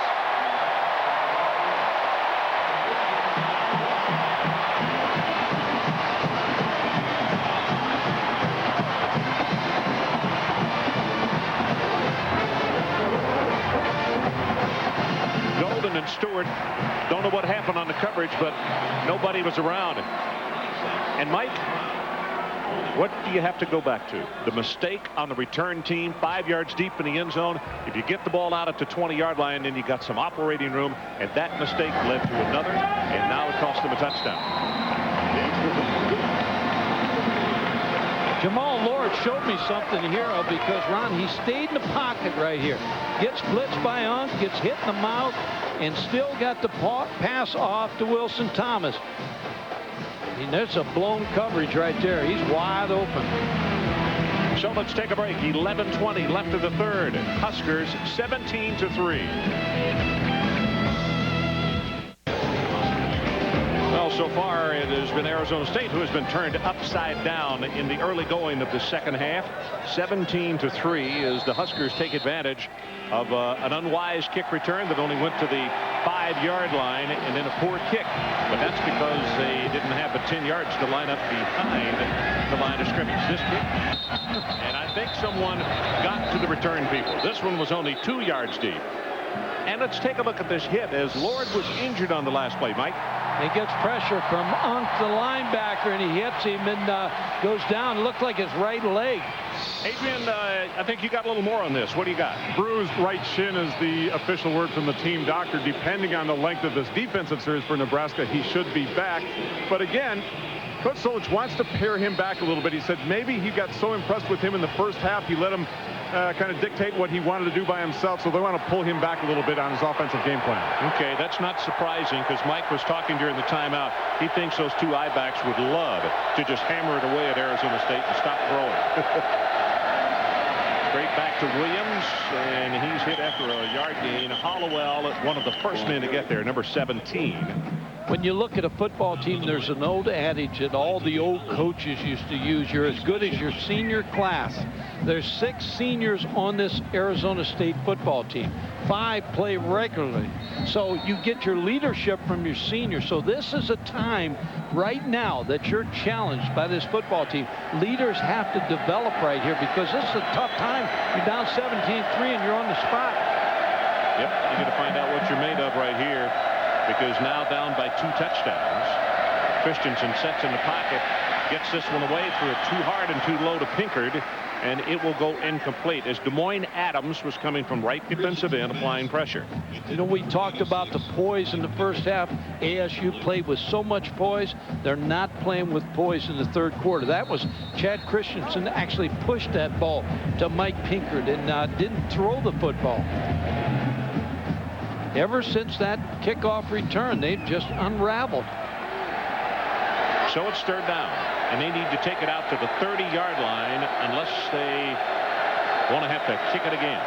It's Pinkard who shifts over to the right side. They've been getting him over there to get help on Kelsey. Christensen.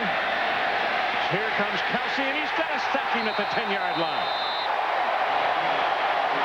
They double-teamed him. They moved the tight end over, and he still beat the double team. Well, Chad Christensen helped him, Ron, because he kept rolling to the right. They had him shut off. But you're exactly right. Mike Pinkard moved over here. Now Kelsey is being blocked. Now he's Even all right. Williams. If he stays right where he's at, he just went into harm's way. If he pulls up right now, he's all right. But then he just wanted to go outside, and Chris Kelsey made the play. Well, that last kick, 19 yards. His first punt of the night, though, was a beauty at 49 yards. Pressure coming up the middle, and they block it. Picked up at the 6-yard line, and touchdown, Nebraska. Des Moines Williams.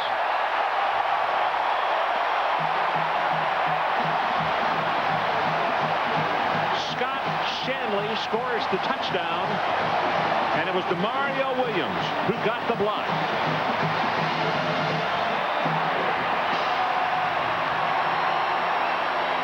There's a knack of blocking kicks. He blocked 3 in junior college at Kilgore, Texas.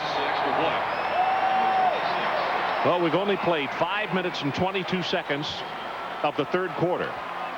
What a difference a halftime and a visit with the coaches makes. Extra point by Brown is up, and it's good, and let's take a closer look at it. Mario Williams gets that right hand out. He took it off the kicker's foot. And wisely, they didn't fall on it. They scooped it up, and they got a touchdown. Scott Shanley. So let's take a break. Huskers now on top, 24-3. Huskers on top by 21. And hey, we want to welcome the men and women serving proudly in the 235th Base Support Battalion in Ansbach, Germany, watching this telecast on American Forces Network. I know it's pretty early in the morning over there, but Mike, I guarantee you there's some college football fans that are up and are enjoying this game over there right now. We appreciate all the service people. No question. What they do. Yep, and I hope you're enjoying the telecast tonight. See you, Brad, here in Lincoln. You look into the face of Canada, one of the deep men, along with Lightfoot, and this is 6 yards deep, and Canada goes back and says, please don't return this one. Joe, let's look at Nebraska in the last 2 series and exactly what happened.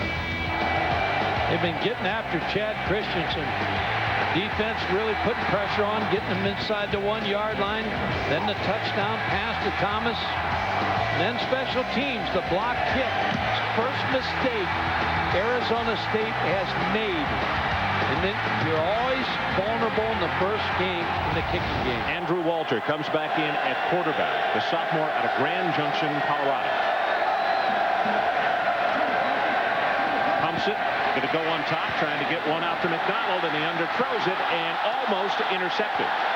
Crowd wanted offensive interference against McDonald, but Aaron Turpinning, along with 2 teammates, were back there. They were not fooled on that play at all. Yeah, Sean McDonald got away with one here, Ron, because he pushed a defender, pushed Turpinning. That should have been called. Well defended against Sean McDonald. You figure again, Andrew Walter in the game now. better pocket passer for ASU. Sets in the pocket. They throw a screen out into the short side of the field. It's only going to go for about 3 yards. That's excellent coverage by Rude. Barrett Rude, his first tackle tonight, the middle linebacker. Sophomore out of right here in Lincoln. Now Barrett Rude, pretty good football player for this Nebraska Cornhuskers. Christensen on the sideline looking on. And as we said, the coaching staff said before the ball game, don't read anything into the fact that Andrew Walter comes in the ball game, because we're going to play both quarterbacks. Third down. They need the 30. Pressure, backside hit, fumbles the ball. They got penalty flag down. He may have been offside. Hopkins is on the football. And now let's check the marker, as Mike said. I think it's offside. Tried to time it up, but I think he got a little anxious. By Lanny Hopkins. Penalty flag on the play. No, you're exactly right. Offside on the defense. Lanny Hopkins, number 40, just tried to time up the snap. You see him right here. Just a little bit too soon. That's why the tackle couldn't block him.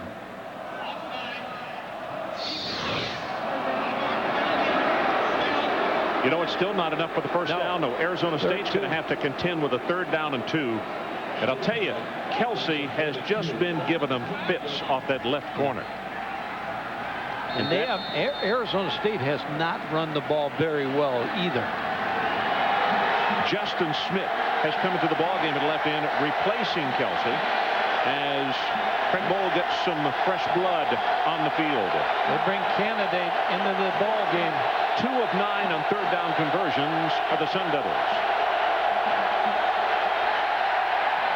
And Andrew Walter wants a timeout. And for the first time tonight, Mike, with exception of the opening 5 minutes, this crowd is really becoming a part of the ball game. 24-3, Cornhuskers. We'll be right back.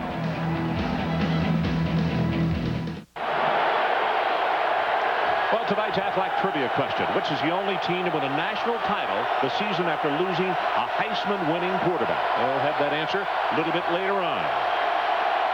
Crowd, again, trying to be a big part of it. 3rd down, 2.5. They need to take it to the 30-yard line.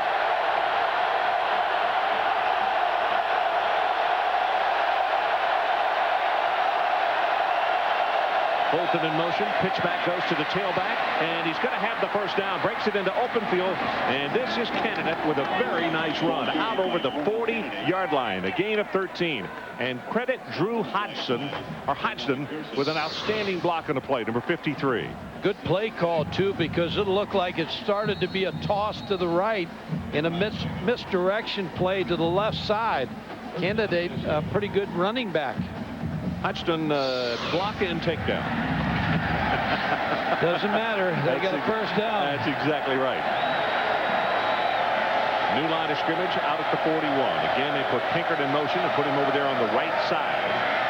Pass out in the flat, and it is caught by McDonald, and he almost broke out of the grasp of Ricketts. And that's where, as we mentioned back in the first half, McDonald is so very dangerous. It's the yards he gets after he catches the football. And they're really trying to keep him away from Gross, the All-American corner for Nebraska, so he's working on the other side. Coaching staff said the great thing about McDonald is he can play all 3 positions. And he is a junior, I beg your pardon, but yet very mature, knows his offense inside and out. Goes to the bench for a breather. He has 6 catches for 64 yards this evening. Williams hit behind the line of scrimmage, going to be knocked down for a 2-yard loss, and it's Trevor Johnson, a junior out of Lincoln, coming over to make the tackle on him. Mike Williams hasn't had any running room at all tonight. 8 career touchdowns. His offensive line has not been able to open him at all. There's no place for him to go there. All the Nebraska players staying square to the line of scrimmage. No hope. Williams had to come over to the sideline because he lost his shoe when he was tackled. And the lone setback behind the quarterback is Mike Carney, the junior out of Kent, Washington, the fullback. And he's a blocker. Sets in the pocket, right over the middle. Dangerous pass, incomplete. Tapping the intended receiver. And on that quick pass that gets tipped like that, there are always safeties in the vicinity, and that's the kind of ball that can get returned for a touchdown on. Well, you always like your quarterbacks to throw when you're throwing over the middle around the 5-yard area behind the defensive line. Throw it low or throw it chest high, because if it's thrown high, it can be tipped and can be intercepted. 7 minutes exactly left, third quarter. Nebraska has scored 2 unanswered touchdowns here in the third quarter. Now you got McDonald against Gross. Sets in the pocket, gets this one away, and it's off the mark. Receiver had gone one direction, who was McDonald, and a pass was thrown behind him. And it was coverage by DeJuan Gross. Yeah, DeJuan Gross from Cleveland, Ohio, was one of the first players Frank Solich recruited. Frank's from Cleveland, Ohio. You see the little push off by Sean McDonald, but good coverage by DeJuan Gross. Tim Parker, 6th punt of the night.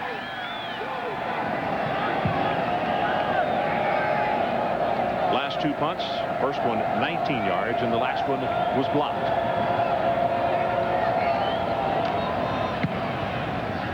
And a good high hanging spiral on this one.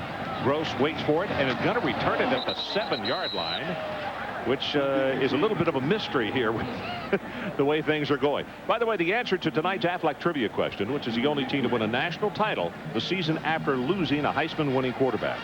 That answer is Miami, 1987. Vinny Testaverde won the Heisman in '86, lost the championship game to Penn State, drafted #1 by Tampa. Steve Walsh led Miami to a 12-0 season and a national championship in '87. Secondary, get down here. See if they stay away from the option now because of the injury to Jamal Lord. Straight ahead with the handoff and across the 10 to the 11-yard line. Straight ahead running. And as Mike had mentioned, or we had been talking about during the timeout, that I'm sure that these tailbacks, that was Grigsby, the fullback, who carried then, but these tailbacks would just like to go back to the old grinded out Nebraska offense and just go tackle to tackle and say, hey, we're just going to wear you down. Yeah, Darren Dietrich is 15 pounds lighter this year. He was the Big 12 rushing leader last year. He'd like to have this football and some power plays. Just over 6 minutes to play in the third. He gets the handoff, going to have a gain of 2, and is then knocked down.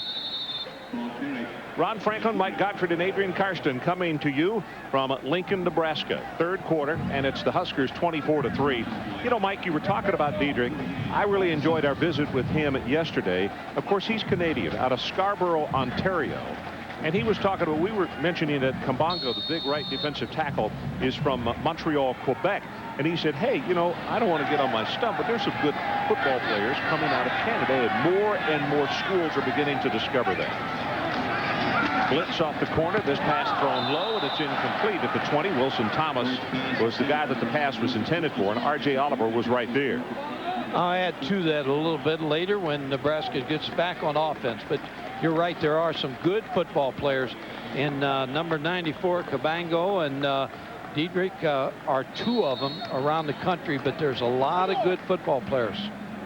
Now, this is only the 4th punt of the night by the Cornhuskers. And you can see over on the sideline Christensen beginning to warm up again, so we would assume that he would come back into the ballgame. Larson waits 1 yard deep in his end zone. It's a good pass. Good push up front. That was close, almost blocked. Caught at the 42, and now here comes the return. And ahead of steam as he goes across midfield. Darrell Lightfoot goes to the 49-yard line. Chris Fowler, what do you have for us? A highlight, Ron, from Kansas City, where Iowa State got on the board against the Seminoles as Florida native Hiawatha Rutland ran it in early second quarter. Was 24-7 after he got to the house. But the Noles offense has had the short field all night, and they've made the Cyclones play. Greg Jones, just a monster, bouncing off tacklers. Close to half, it's 31-7. Boy, Chris, you have to say that all the preseason billing, all the hype about the Seminoles, it appears it's not hype. It's for real stuff. No, I've always liked Greg Jones. He's a big back, about 240, 245. They get that running game going now. That big freshman out of San Diego, they might even be able to redshirt him, if you can imagine. Without a doubt, Booker. Candidate, the lone setback for Arizona State. They're going to try to throw it, and they do. Out on the flat, McDonald a hit immediately. See if he got the first down or not. Andrew Walter is back in the ballgame at quarterback. I was wrong. Christensen was warming up, but they're going to go with Andrew for one more series here. And they say that McDonald was tackled just shy of the 39-yard line, which means it's not enough for the first down. You talk about FSU. Oh, they have the two teams have the best schedules this year to get to the national championship. FSU and Oklahoma. Their schedules are right. A lot of people think that the winner of the Oklahoma-Texas game has a real shot at playing for the national championship. But you're right, the Sooners having K-State and Nebraska out of the rotation this year, regular season, is big. Going to go long, pumped it up to the end zone, and dropped by McDonald. He cut back underneath. A lot of times an underthrown pass, difficult for the defensive back to respond to, and then McDonald dropped it. He had a chance to make this play because Pat Ricketts played him deep, and he comes back underneath now. He sees the football. He lost his balance. It looked like his cleats may have got caught in the turf. So it stops the clock. 4:56 to play, third quarter. And it will be third down in about a half yard, Arizona State. They come out of the huddle quickly. Walter goes under center. And in a straight T formation, the handoff go to Hakeem Hill. And he'll have the first down at the 37. Adrian, got something for us down on the sideline. DeJuan Gross, who's been very active as a return specialist tonight, slowed a little bit, a bruised right calf. He's going to shake that off and return the next time they need a special teams play. Yeah, and plus the fact, as he told Mike yesterday, Mike, of course, is from the state of Ohio. He's tough. He's from Ohio also. Garfield Heights, Ohio. Was offered a scholarship at Ohio State and said, nope, decided I was going to come down here and play. And nothing against the Buckeyes, but I have not been unhappy one time. Pressure from the backside. Kelsey misses him. Now going to scramble it inside the 35. Des Moines Adams will wind up making the stop on him. One thing you're also. Yeah, one thing you're seeing tonight in the second half especially is the push that Kabongo and some of these guys are getting at the tackle position. That's opening Kelsey and Des Moines Adams a little bit more on the outside, so they can't double those guys as much as they did last year. There's Des Moines senior out of Pine Bluff, Arkansas. Second down, draw play. Williams, big opening up the middle. Has 5, has 10, had it off at 15, and he's headed for the end zone. Touchdown, Arizona State, 34 yards. And what happened last year is Colorado hit some counter plays against Nebraska's defense, and you see the both guard and tackle pull on the backside. Mike Williams gets into the secondary and then makes a little move and beats the tackle in the secondary. Credit Regis Crawford and Tony Aguilar, because those were the two key blocks that were thrown on the play. And you're right, Craig Bowl said in our meeting with him, he thought that they would do more counters. Try to get the speed of Nebraska to overrun the play. Mike Barth with the extra point attempt. You got to like Mike Williams, though. He is truly a good spokesman for ASU football. And a good football player. Illegal substitution. Defense. Penalty will be half the distance from the 3-yard line to the 1.5.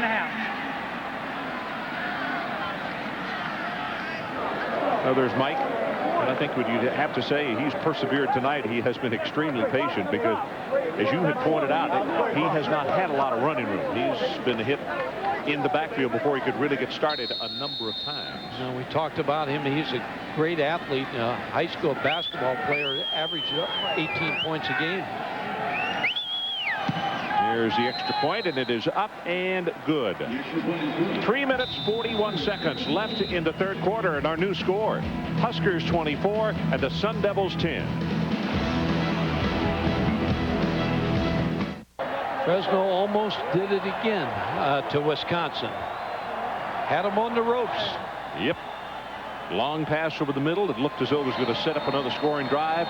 Yanked away, and a good play by the defensive back, and all of a sudden Wisconsin snatched the victory away from them. Perriott with the kick, very high. This one returnable, and it's going to be Josh Davis from the 7-yard line. And Josh will take it out to the 20. And Chris Fowler, what do you got for us? Well, guys, the Seminoles went up 24, then kind of took a nap just before halftime. Nice 70-yard answering drive by the Cyclones. Big Kyle knocking on the end zone just before halftime. 31-14 now at the break. Noles up in Kansas City. Well, I can promise you, Mickey Andrews was spitting and sputtering on the sideline and would address that issue at halftime. There's no question about that. One thing about FSU, they can take a nap. They're powerful. Talked to Mickey after spring practice, and he finally admitted that a little bit of the swagger is back in that FSU defense. So Jamal Lord on the field, first down at his own 20-yard line, and he's going to throw. Gets it away, has a man. Well, actually, nice job as deep middle coverage. Thunder Collins, the guy that they were trying to get the football to, but R.J. Oliver had dropped off, and Shivers was deep back there as well. Yeah, Shivers a good defensive back. He said last week, he said that he had to remind the young defensive backs, don't fall asleep on the option. Yeah. Don't fall asleep in the running game, because they're going to try to go downtown on us. We talked about in the first half what an engaging young man he is. Shivers has his own business, landscaping. He's a landscape architect major at Arizona State, and in the offseason has his own business, has 7 people that works for him. Here comes the option play.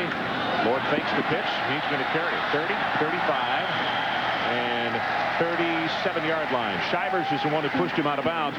And to put a period on that story about Shivers, I asked him if he employed any football players, and he said no way. Good job here on the option play. Good block up there by the guard, Wes Cody, and all of a sudden Jamal Lord is in the secondary, and that's probably the best looking option play they've had tonight. Listen, this young man right here, number 6, Grigsby, also give him credit, Mike. He's the one that threw a good lead block. Yeah. Lord rushing tonight, 14 attempts, 86 yards.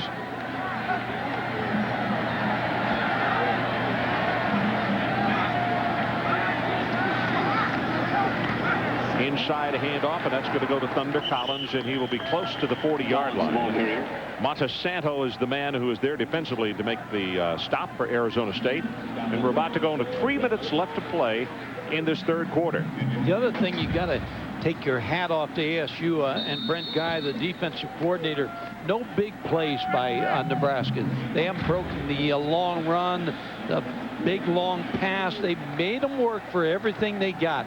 Well, you know, Brent Guy told us, and we talked about during the timeout, he said if they get in the neighborhood of 80 snaps or better, we're in trouble. And quite frankly, ASU has held them to just about half of that, just barely over 40 snaps tonight. Wilson Thomas in motion, sets in the pocket, and Thomas gets the pass, and he is hit immediately. That is a really nice open field tackle by Josh Golden, a redshirt freshman out of Grossmont Junior College. That's a big-time tackle right there for a loss. Nebraska, again, has not thrown the ball as well as I thought they would after watching practice. I thought they were real crisp in throwing the football Thursday. Mike, they also have changed up their protections here in the second half, haven't they? I can't tell what they're doing, but they're doing a better job of holding out the defensive front to give Jamal Lord a little more time. Third down, they need to take it out to the 47-yard line to keep it going. He steps up and going to run it to the outside. Will have the first down. Ball carried by Lord. Josh Golden again after a gain of 11, and a couple of Arizona State players stayed down for that extra gasp of air. One of them, Terrell Suggs, as chasing this guy, probably getting a little old, and also Brett Hudson, number 2. Yeah, man coverage. All the defensive backs are running with their back to the football. And if you're going to play Jamal Lord this year, and if you're one of the future opponents, you're going to have somebody spy him a little bit. Krewall, the fullback, comes into the ball game, gets the handoff, and he's going to take it for a gain of about 4 yards. Terrell Suggs defensively. Ball carried by Steve Krewall. Let us take a look at the Quaker State storyline. And Jamal Lord, 5 of 11, 33 yards, 1 touchdown, 97 yards rushing. And Nebraska with a blocked punt for a touchdown. And Mike Williams of Arizona State, 9 carries, 52 yards, and he scored on the long run.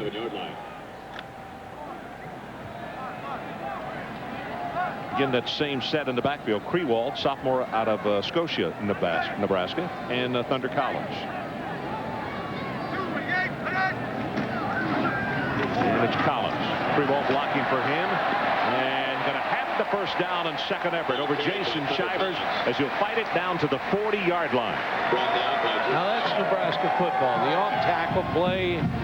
Thunder Collins following the fullback, Judd Davies, and Krewall getting in the secondary. Krewall getting in the secondary and lowering his shoulder and pick up for first down. Arizona State, now I'm telling you what, this defense has played their hearts out.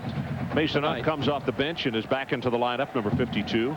Youngster out of Ogden, Utah. 8th play of the drive. It all started back at the 20.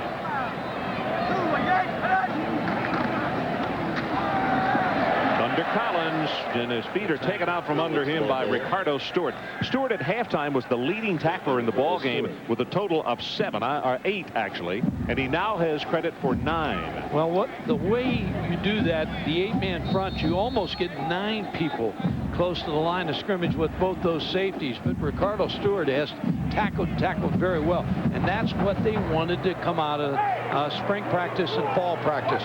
Better tackling team. So 2 seconds down to 1, and that is the end of the third quarter. We've played 45 minutes here in Lincoln, and the Huskers 24-10. We'll be right back.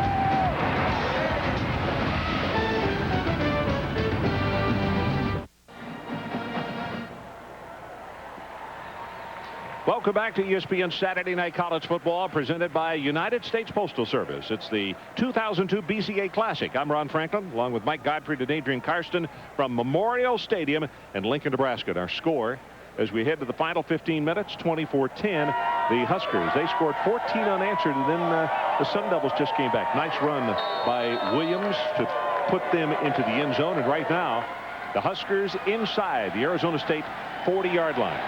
Dietrich has come in at tailback. Lord sets to throw. Blitz is on, and he throws that one behind the intended receiver.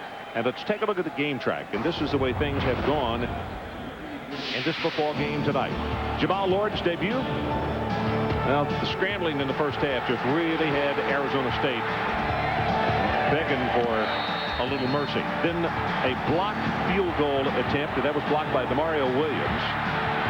But here's the long run by Williams into the end zone. But the explosion early on in the third quarter is the difference in the ball game right now, and the Huskers up by 2 touchdowns, 24-10. Third down, and they need to take it down to the 30-yard line. Blitz off the corner, but they take it the other direction. And with the option, Jamal Lord hemmed in. He's going to be knocked down for a loss. Josh Amobi. The passing game tonight for Nebraska has been nil. 33 yards passing for the Nebraska team, and that's something that's going to have to improve a lot before the next football game with Troy State. Well, you see Turner Gill come over to him immediately, and they start their conversation, talking about what could have been and what should have been, as Larson is there to punt. 5th punt for Nebraska tonight. I'll tell you what, they almost got to that one. That was Terrell Suggs coming in. This ball bounds at the 1-yard line, and they're not going to be able to save it. It'll go for a touchback, and it's a punt of 40 yards. Well, go to ESPN.com, and the keyword is schedule for more information concerning ESPN and ESPN2's college football schedule. And here is our schedule for the next 4 weeks. We're going to be in Athens, Georgia next week. Big game for the Clemson Tigers as Georgia not a sleeper by any means. They're going to be an awfully good football team. South Carolina, Virginia the week following that. Florida State at Maryland on the 14th, and then Boston College at Miami. Georgians for Nebraska. Right, one of them. I tell you what, I think that they got fans all over this country. Looking to throw. Walter now gets it away. That ball is tipped and very nearly intercepted by DeMario Williams. And you're right about him, Mike, whether it's special teams or whatever, the running game, covering the pass, he's one of those playmakers, one of those difference makers. Nothing open for Andrew Walter, and he starts a scramble. Again, mobility is not his big thing, but he's got a very good arm, very accurate passer. Williams almost picked that football off. You know what? I'm not so sure if because he short-armed the pass. If Williams didn't hit it, if he couldn't intercept it, it would have been intercepted by the defensive back covering the wideout over on that side. Drills this pass and incomplete, looking for Justin Taplin, senior out of Tempe. Yeah, Justin Taplin had this one right here, and he's working against Gross, a very good corner. Runs a good route, gets Gross turned, and just didn't bring the football in. Andrew Walter right on the money. So Andrew is confronted with a 3rd down and 10. Wide receiver to either side, and Mike Pinkard, the big tight end, is lined up slot to the right. Now they send him in motion. They got to find McDonald. Too high at the 35-yard line. That's who they were looking for. Ricketts had the cover on the play, and a good ovation for this Husker defense.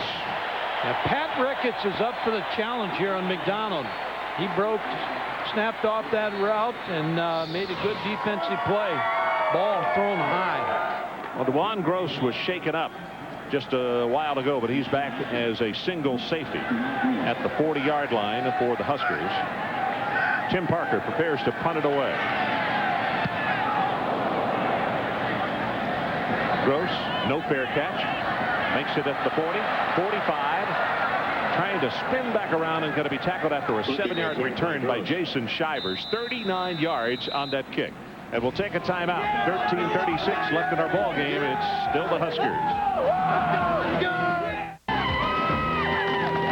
So the kids don't start to school until Monday. This is a real treat. Everybody came back in early and checked into their dorms. Total yards tonight: Nebraska 221 and Arizona State 195. Look at the population thing. Omaha, the #1 city in this state. Lincoln second, and Memorial Stadium becomes the 3rd largest in the state as far as a city when they have a ball game here. Dietrich breaks off the tackle, goes across midfield, and he's going to take it down to the 48-yard line. Shivers making the stop. Going back to your Canada story, Darren Dietrich was recruited out of Canada by Frank Solich. And who do you think the first person that knew Tom Osborne was retiring? Frank Solich was going to get the job. Darren Dietrich, because Frank Solich was in his house that night. So they have a special bond. He was the first player that Frank got to talk to once he was the head coach to bring to Nebraska.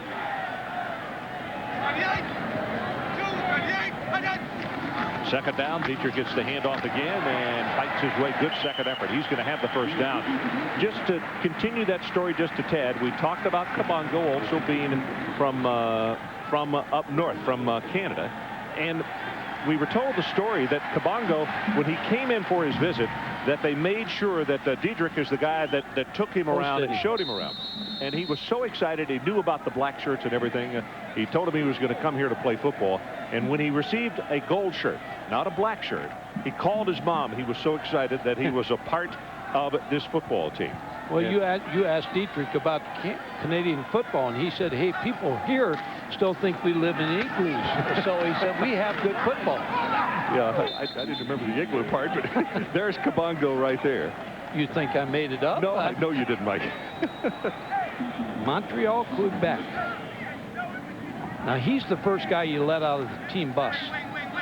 6'6", 315. All airport. Yeah, you bet. You scare all the other fans and other team.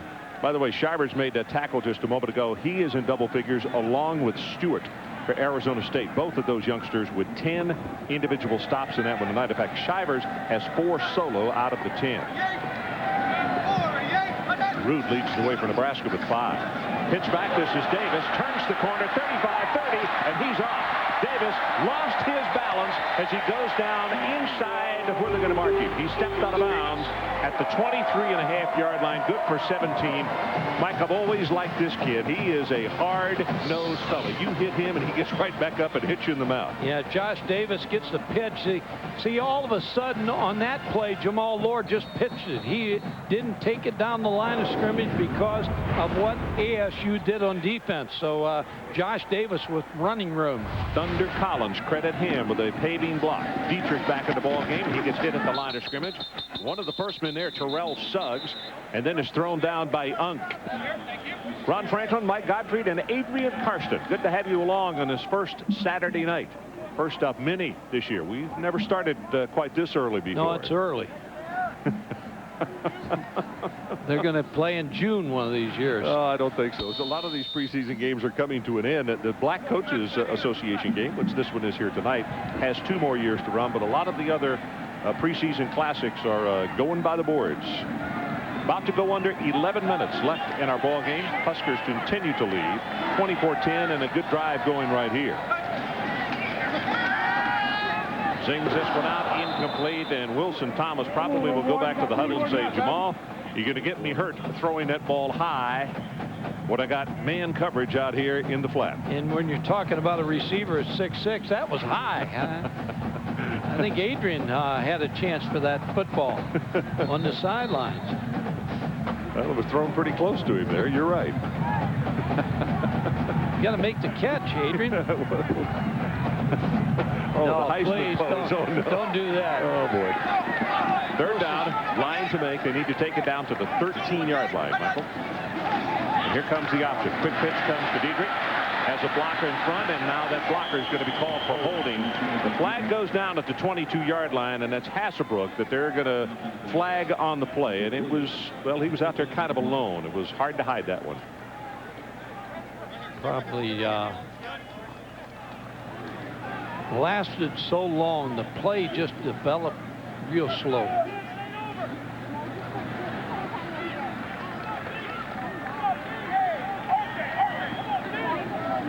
So Nebraska would get another chance on 3rd down.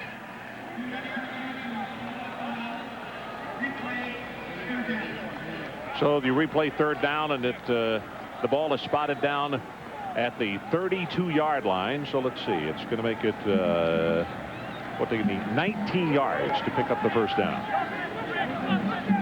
You got a 19-yard play in your playbook? Not with this team. Throwing the football tonight has not been one of beauty. So they're going to come out in a shotgun formation. Jamal Lord, it's a quarterback draw. And he gets to the outside. But a nice job defensively, and staying at home is number 30, Jason Shivers. And if he had not, that might have been a first down play. But yeah, Shivers smelled it out. Good call, because you set your field goal up a little closer on the quarterback draw. And that's been the best play tonight for Nebraska, running the football. Jamal Lord just on draws, scrambling, and Jason Shivers, like you said, has had a big-time night. Well, as we mentioned, he's in double figures. That should be his 11th tackle and his 5th solo tackle. As the Huskers are going to try to make this a 17-point ball game. The kick will be placed down at the 32, so 42-yard attempt from that right hash mark. Got it. Boy, it's amazing. Just like an easy swing in golf, these guys can really rocket that sidewinder kick. 27-10, Huskers. Welcome back to Lincoln. 42-yard field goal on the board now, and it's a 27-10 lead by Nebraska. As you look into the eyes of Cornell candidate. Trung candidate's younger brother, who's a redshirt freshman, decided that he would take his talents to Tempe rather than to Tucson, where his brother played. of this ball, and it's a tough one to pick up. Going to go into the end zone. All he's got to do is doesn't even have to touch it. That is a touchback. Darrell Lightfoot is the ball that got by. Coming up on SportsCenter next, Kevin Frazier and Linda Cohn. Some of the things they'll be talking about. Bobby Bowden getting closer to Coach Bryant. The Oakland A's won their 11th straight, and Tiger Woods is 67 today at the NEC. All of that and more coming up on the SportsCenter. Yeah, that Oakland A's pitching staff, and I can't wait till the ESPN SportsCenter show tomorrow. They've been 25,000? 25,000 show, yeah. Wow. Andrew Walter back in the game at quarterback, Michael. He's played a majority of the second half. Set short on this one, gets the pass out in the flat, and has it complete. And that's Derek Hagan, a freshman out of Palmdale, California. Yeah, both these teams are on. Nebraska gets Troy State next, and we all know about Troy State. Now, they go on the road and play anybody. They had 500 fans tonight in Troy at the Holiday Inn watching this game. And then Arizona State's got Eastern Washington, and they got Central Florida, the Mid-American Conference. Now, I'm telling you, that won't be a cakewalk. Mike Kruzek's got a pretty good football team at Central Florida. Second down and short. Two tight end alignment this time, and here comes Williams. 35, 40, 45-yard line, and then Wisely goes out of bounds, got what he could, and that's going to wind up being a gain of 19 yards. Philip Bland finally pushed him out of bounds. Mike Williams, his patience is really paying off here in the second half. Yeah, he really is doing a good job running the football. And Dirk Cutter, when he played this game, a lot of people questioned why go play Nebraska. They had a game scheduled with Oklahoma, home and away, and Oklahoma canceled the game. And so Dirk Cutter said, I want to play Nebraska. He said that'll help us down the way because we can't play in many more tough environments in Nebraska. So a good decision. First and 10. Just shy of the 50-yard line. Here comes the pressure, and he will be sacked, and the ball is loose. Scrambling for it and making the recovery is 74, Damian Nico. Justin Smith and your guy, Patrick Kabongo. Kabongo is what happened right here. Here he is. Oh. Patrick says, Kabongo, and down goes the quarterback, and out comes the football. Hey, Arizona State. Football. Yep, lucky that they did not turn that one over. By the way, you mentioned Dirk.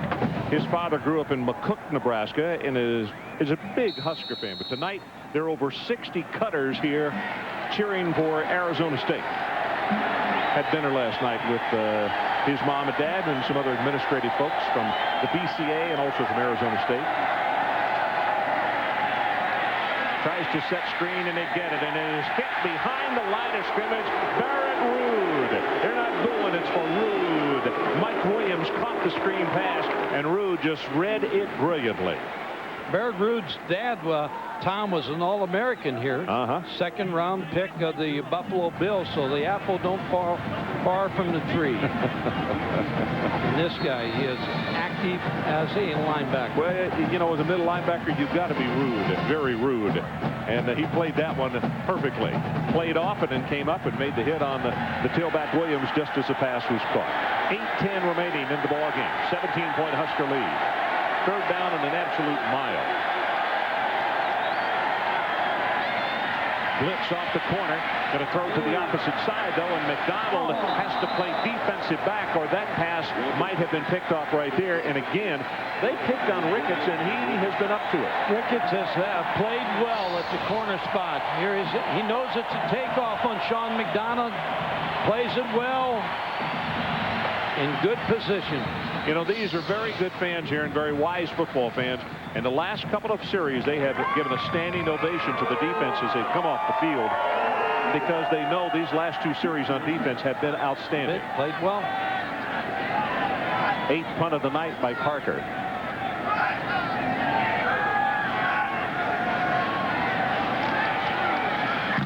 That one is blocked.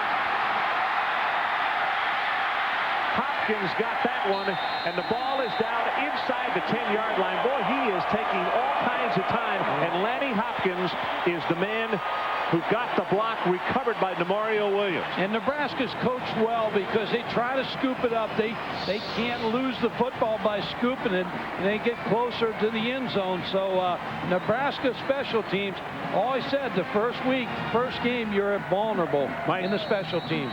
All season long, if he's going to take that pause, that hesitation before he goes forward with the kick, he's going to get a bunch more blocks. Well, that's like sending invitations out to all your opponents. Come block my kick.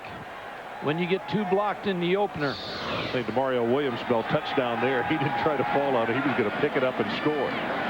Power I set. Dietrich right at the middle, inside the 5, and they'll take it to the 2. Jason Shivers saved the touchdown, and the Huskers now on the brink of blowing this one open with 7:35 left in our ball game.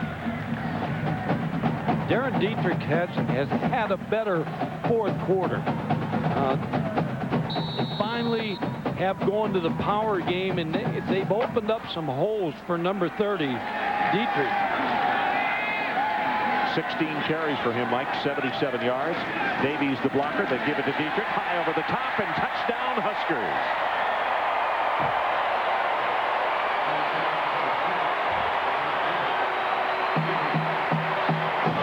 A lot of 30s in the crowd. Credit those 2 offensive guards, Mike Erickson, number 78, and Wes Cody, the senior out of Fremont, number 59. They had awfully good blocks on that touchdown play just now. Here's some of the big fellas heading over to the sideline. John Garrison, offensive captain, senior on this unit. Extra point attempt is up, and he's got it.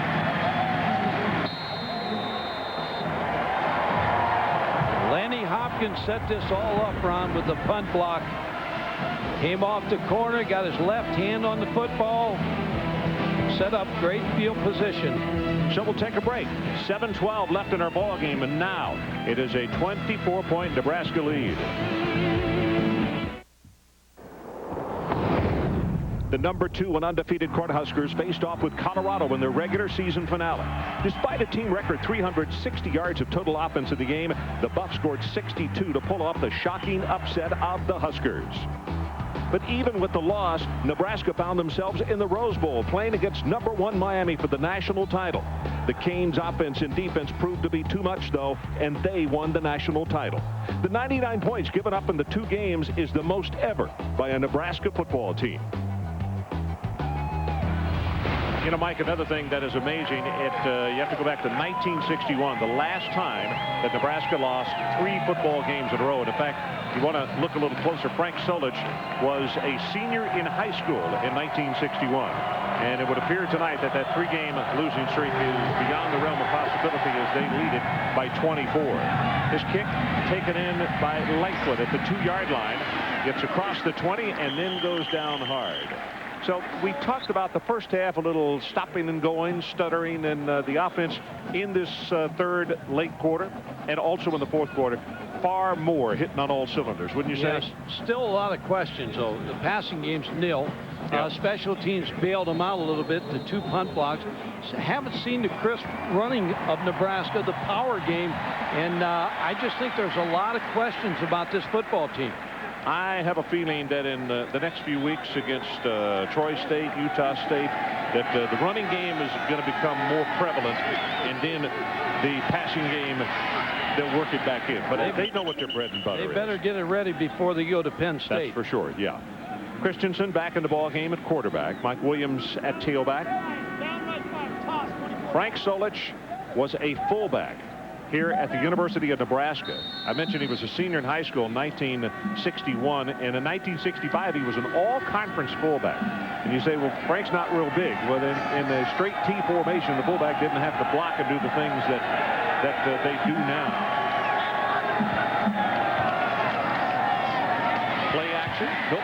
Gives it to Williams, and he'll take it at right guard. Good for a yard. Rude there to make the tackle. Rude has really come alive in this second half and is recording a lot of tackles. Talk about the tradition at Nebraska. Frank Kush, legendary coach at Arizona State, had so many winning teams there in the WAC, and then they went into the PAC in 1977. So there's a great history of football success at ASU. Oh, there's no question about that. That list of all-star candidates goes on and on. Under 6 minutes left to play in our ball game. Christensen. Pressure on the backside. Now scrambles away from that. Trying to get away from DeMario Williams. Now gets by Des Moines Adams and finally throws it away, and boy, does he get punished. Hopkins and Williams there to just pop him right out of bounds. I mean, the youngster just running for his life. There was nothing he could do. No, he was all over the football field. He needed to deliver that ball a little sooner. You see the hit. Mario Williams, remember that name, Nebraska fans, and all the opponents, because he comes to play. Dual safety this time. Cornelsen and DeJuan Gross back to Nebraska. And a driving high spiral. This may be his best kick of the night. Gross over the shoulder will retreat to the 20. That's where they set up the wall of blockers. Collard as he crosses the 45-yard line. I thought we were going to have a clip at around the 35, but didn't see any laundry come down. So we'll take a break. 5:18 left in our ball game. Huskers 34-10. Number 45, Steve Greenwald. So we're back, and Mike Stunts, a sophomore out of Council Bluffs, Iowa, just outside of Omaha. You can see it across the river from Rosenblatt Stadium. 6'1", 200 pounds, a sophomore. And we'll see what he can do. You can see Nick Pavendo in at left tackle, number 69. He is a sophomore out of Keller, Texas, as Nebraska with the big lead trying to get some of the youngsters in the ball game. And the pitch back. And the run to the right side across midfield to the 49, and Corey Ross is the I-back. I just want to finish one story on Frank Solich. I mentioned the fact that he was an all-conference fullback in 1965. Well, there's a story.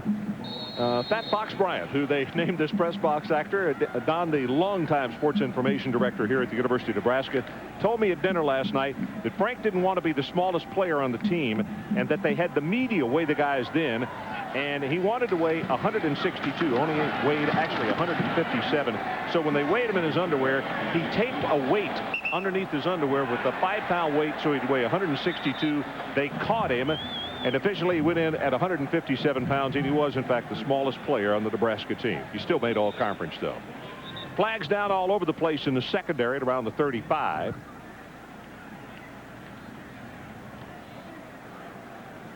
Maybe on Alfred Williams, number 39 for ASU.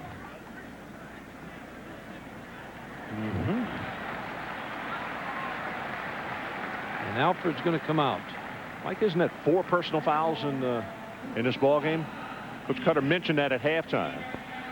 And Dirk's going to talk to Alfred. Alfred played well tonight, but you can't make those kind of mistakes. Arizona State 5 penalties, but 4 of them personal fouls. I mean, that's... Dirk Cutter's got a good football team. Now, this is a good young football team that's going to benefit from this game. Ross again, the I-back, the first down with the ball just outside the 30-yard line. And Paul Castle, the number 3 fullback, is checked into the lineup, number 37. Stunts under pressure, runs into his blocker, and now he's going to be sacked. Just couldn't find any place to go. Joey Smith, a redshirt freshman out of Phoenix South Mountain High School, is there to stop him, and we are about to go under 3.5 minutes left in our ball game. SportsCenter coming up immediately following our telecast here. Jamal Lord had a pretty good football game. You can see the ice pack on his wrist. They got to get their passing game going. I think he passes for the first time out, 33 yards rushing, or 103 yards rushing, 33 yards passing. So the passing game was not here tonight. Stunts, boy, he gets collared on this play right there and tackled at around the 35-yard line. I think what Nebraska did tonight is what happened for them. They did wear Arizona State down a little bit on with their offense. Defensively, they got after them a little bit more in the second half. The special teams really turned this football game around. 2 block punts, and then the kickoff that was brought out to start at the third quarter. Yeah, it's, you know, they went in the locker room, had the discussions with their coaches and the change in strategies. And then all of a sudden the short kickoff return, and that just seemed to open it up for the Cornhuskers. 2:20 left in the ball game. Third down, they need to take it to the 20-yard line. And this is Ross off and running on the left side. Dekes a man, 20, 15, 10, 5. Kiss him goodbye. Touchdown, 34 yards.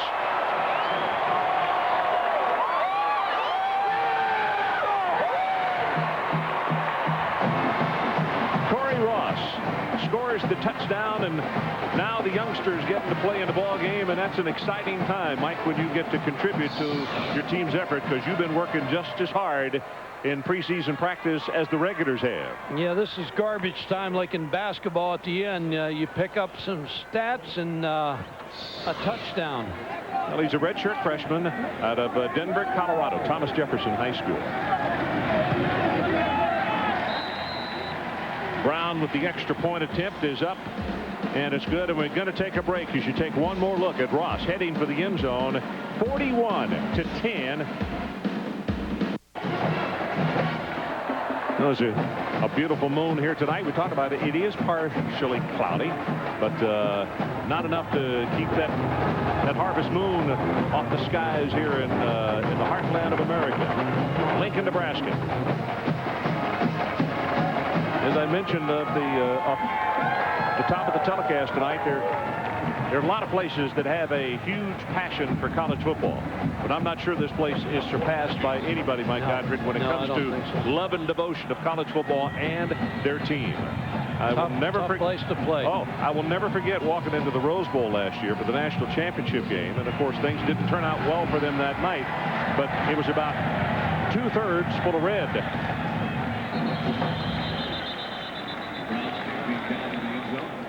Well, special nights on Saturdays always for us. Next week, Athens, Georgia. And I'm a huge fan of Mr. Green, the quarterback at Athens, Georgia. Well, they got a good running back in Musa Smith. And the running game is something that they got to really get going a little bit more there. But Georgia, if they're going to contend now, they've got still, the road goes through Gainesville and Tennessee, Knoxville, Tennessee. Now, Clemson is a team that a lot of people are looking closely at this year to see how they're going to play out this year. Andy Goodenough. He is the new quarterback, junior college transfer, and that is his name. And he he is intercepted. 10-5 touchdown, and Goodenough throws an interception for a touchdown. Fabian Washington, who is a freshman corner, picks it off and goes 29 yards for 6. So after a halftime lead of 10-3, Nebraska, if they get the extra point, will have outscored Arizona State 38-7 in this second half. Well, you can't play the out any better than Washington did.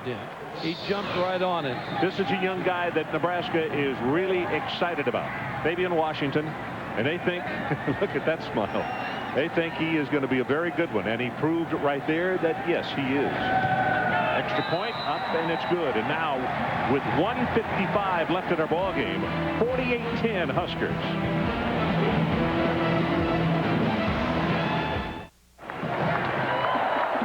Welcome back to Lincoln, Nebraska. 48-10. Huskers on top with just under 2 minutes to play.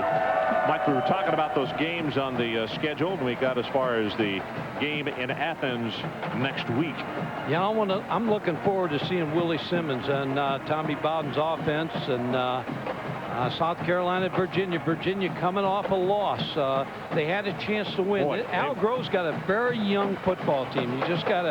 He knows it's going to turn, but he has got to get a couple more good recruiting years. Then Florida State at Maryland, how good is Ralph Friedgen's club going to be? I'm not so sure.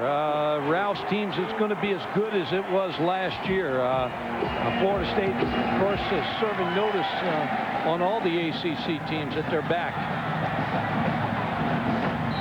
Well, Lightfoot couldn't get the handle on this one, and Goodenough is going to come back out onto the field. Junior out of Corvallis, Oregon. Talking about Ralph's team, Bruce Perry, see that he's injured and may not make the Notre Dame game. E.J. Henderson, the linebacker, was injured. And so all of a sudden, Ralph's team's going to have a target on them. Last year, they surprised. I think the surprise teams this year are Michigan State, Oregon State. I like Texas A&M as surprise teams to be the Maryland of this year. Texas A&M, they got their swagger back on defense, which has always been their marking point. That pass going to go out to the 33-yard line. Derek Hagan on the receiving end. And Mike, as far as this one tonight, people are going to look at this that did not see the ball game tonight and say, well, Nebraska, you know, right back where they were. But you make a point. The offense can be devastatingly good because of the talent that's there. But tonight it was not in sync all evening long. First game, I think Nebraska's coaching staff, even when they go back and look at this tape, they're going to have a lot of questions. The offensive line, passing game, why they couldn't run the ball against a smaller defensive front of Arizona State. I thought the defense really, Craig Bowles' defense really jumped up and played well in the second half. Arizona State, I tell you, the bad thing about this score right now, Arizona State played their hearts out. 48 points against them. That's not indicative of this football game. Arizona State played lights out. This game is going to benefit them somewhere down the line. Well, the tackle made. Now here comes the flag. That probably is going to be a face mask because Hagan made the reception. And Fabian Washington on the stop, and he did grab the face mask. Stops the clock with 94 seconds remaining. And Ron, to close the book on Chad Christensen, I thought he passed in here. This is a tough place to play. Your first snap as a quarterback to come into Nebraska against a pretty good football team and a big home crowd. I thought he passed the test tonight, and I think you're going to see a lot of big things out of this young man in the future. So they mark off the penalty, and it's going to take it to the 14-yard line. First down for Arizona State. Jamal Lord, Ron, he's good. What grade would you give him, Mike? B, or I'd give him a B tonight. I'm not sure whether his offensive line problems are his in the passing game, but he did a good job running the football, scrambling. The all offense in the first half was scrambling. Yep, you're right. I'd like to figure out how many yards were actually gained scrambling with the football than the running game. And but Jamal is going to be a fine quarterback for Nebraska. But you look at his injuries. He's got a wrist bruised tonight. He's got a shin bruised. And when you run the option as much as Nebraska does, you're one play away from the bullpen, second team guy. Claudia, his mom, will help him feel better after the ball game. Candidate couldn't get that one going. Ira Cooper makes the stop, and we're about to go under 1 minute left in the ball game. I think Frank Solich got to be happy. He's got to win. He's got Troy State coming in here next week. He wanted this win tonight to kind of get this team back. You know, from those last two games last year. They're tired of hearing that. Oh, they're very tired of hearing about it. I'm tired of saying it. Arizona State calls their next to the last time out with 1:11.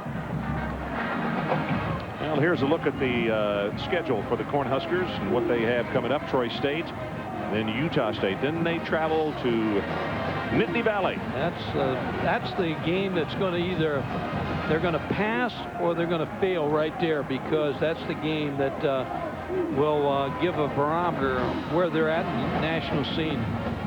Well, as far as the rest of the conference schedule, they do get Texas here at home. But you know, a ball game that I think they're going to have to be very careful of. They can't be looking ahead to Texas coming in here, because on the 26th, when they don't go to College Station, R.C. Slocum and his guys, they're kind of hiding in the bushes. Nobody's talking about it. Yeah, they got 10 starters back on offense and 7 on defense. Top 10, you got Texas 2 and Oklahoma 3, and Nebraska maybe too high at 8 right now. How about Kansas Colorado State, at 6? and Colorado in there. Kansas State, don't sell Bill Snyder short anytime. Time is back in. 71 seconds left in the ball game. Third down and 10. And now it's an official's timeout. Talk about a team that's got a tough schedule. That #1 ranked team, Miami, Larry Coker. They got to go to Florida, and they got to go to Tennessee, and they get FSU at home. You know, those 3 loads there. Well, you know, Florida State's got the same kind of schedule, though. Like, they will go any place, any time to play. They got Notre Dame. They go to Miami. And they got Florida State. I mean, they've got the University of Florida and everybody else in the conference. So, Seminoles. Yeah, but you're not going to tell me the ACC compared to the SEC or the Big 12 right now, top to bottom. Now, no. That's why Florida State's got a schedule. Who beat them last year? North Carolina wore them out at Chapel Hill. Yeah, no. Conference games, just, you know, somebody jumps up and bites you. It was Justin Smith with pressure right there. 1:04 left in the ball game. One thing, Ron, that was last year. That's right. Yeah. This year, that bunch, if they don't take a nap, as Chris Fowler said, every now and then they'll take a nap, but they take care of business. They should be in the championship game. But those Gators down there, they're not sitting by, and the Hurricanes are not going to give them that pass. Nope. Ron Zook and his guys got a lot of talent.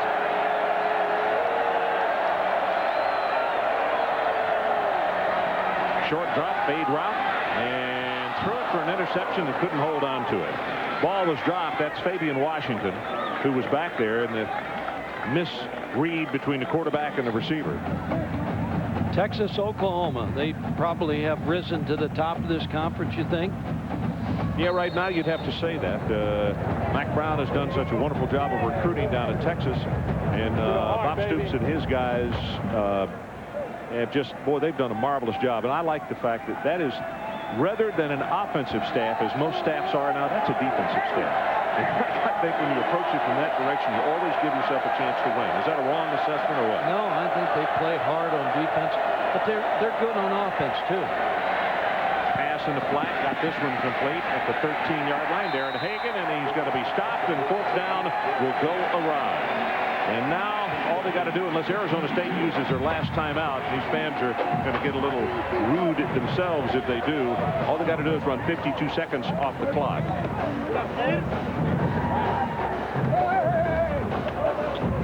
22nd home win, the longest active streak in the nation. This is a place where you'd like to bring your girlfriend to a game because you never go home unhappy. Everybody's happy here in Lincoln when you play here. Last time that they lost here was Texas and Ricky Williams, 1997.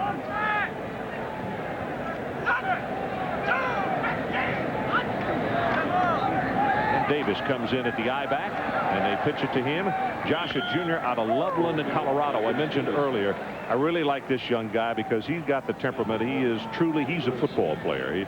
He doesn't complain. He just gets it done. He'd like to play more, but team guy, you know, he just gets it done when his number is called. I agree with you. We talked about Arizona State. We got our own Mark Malone and Traub Alberts. They ought to fight tonight at ESPN in Bristow. They might not agree with that, Let Mike. the best man win. Let them duke it out. 16 seconds down to 15. And this is Ross again, who scored on the long touchdown run.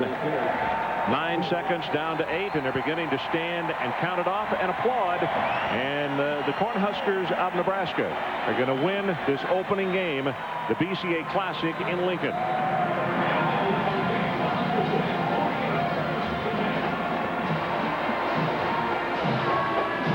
So the final score, Nebraska 48 and Arizona State 10. Coming up next, Sports Center. And for the final stats, quotes, and a complete summary of this ball game, log on to ESPN.com, your home for college football on the internet.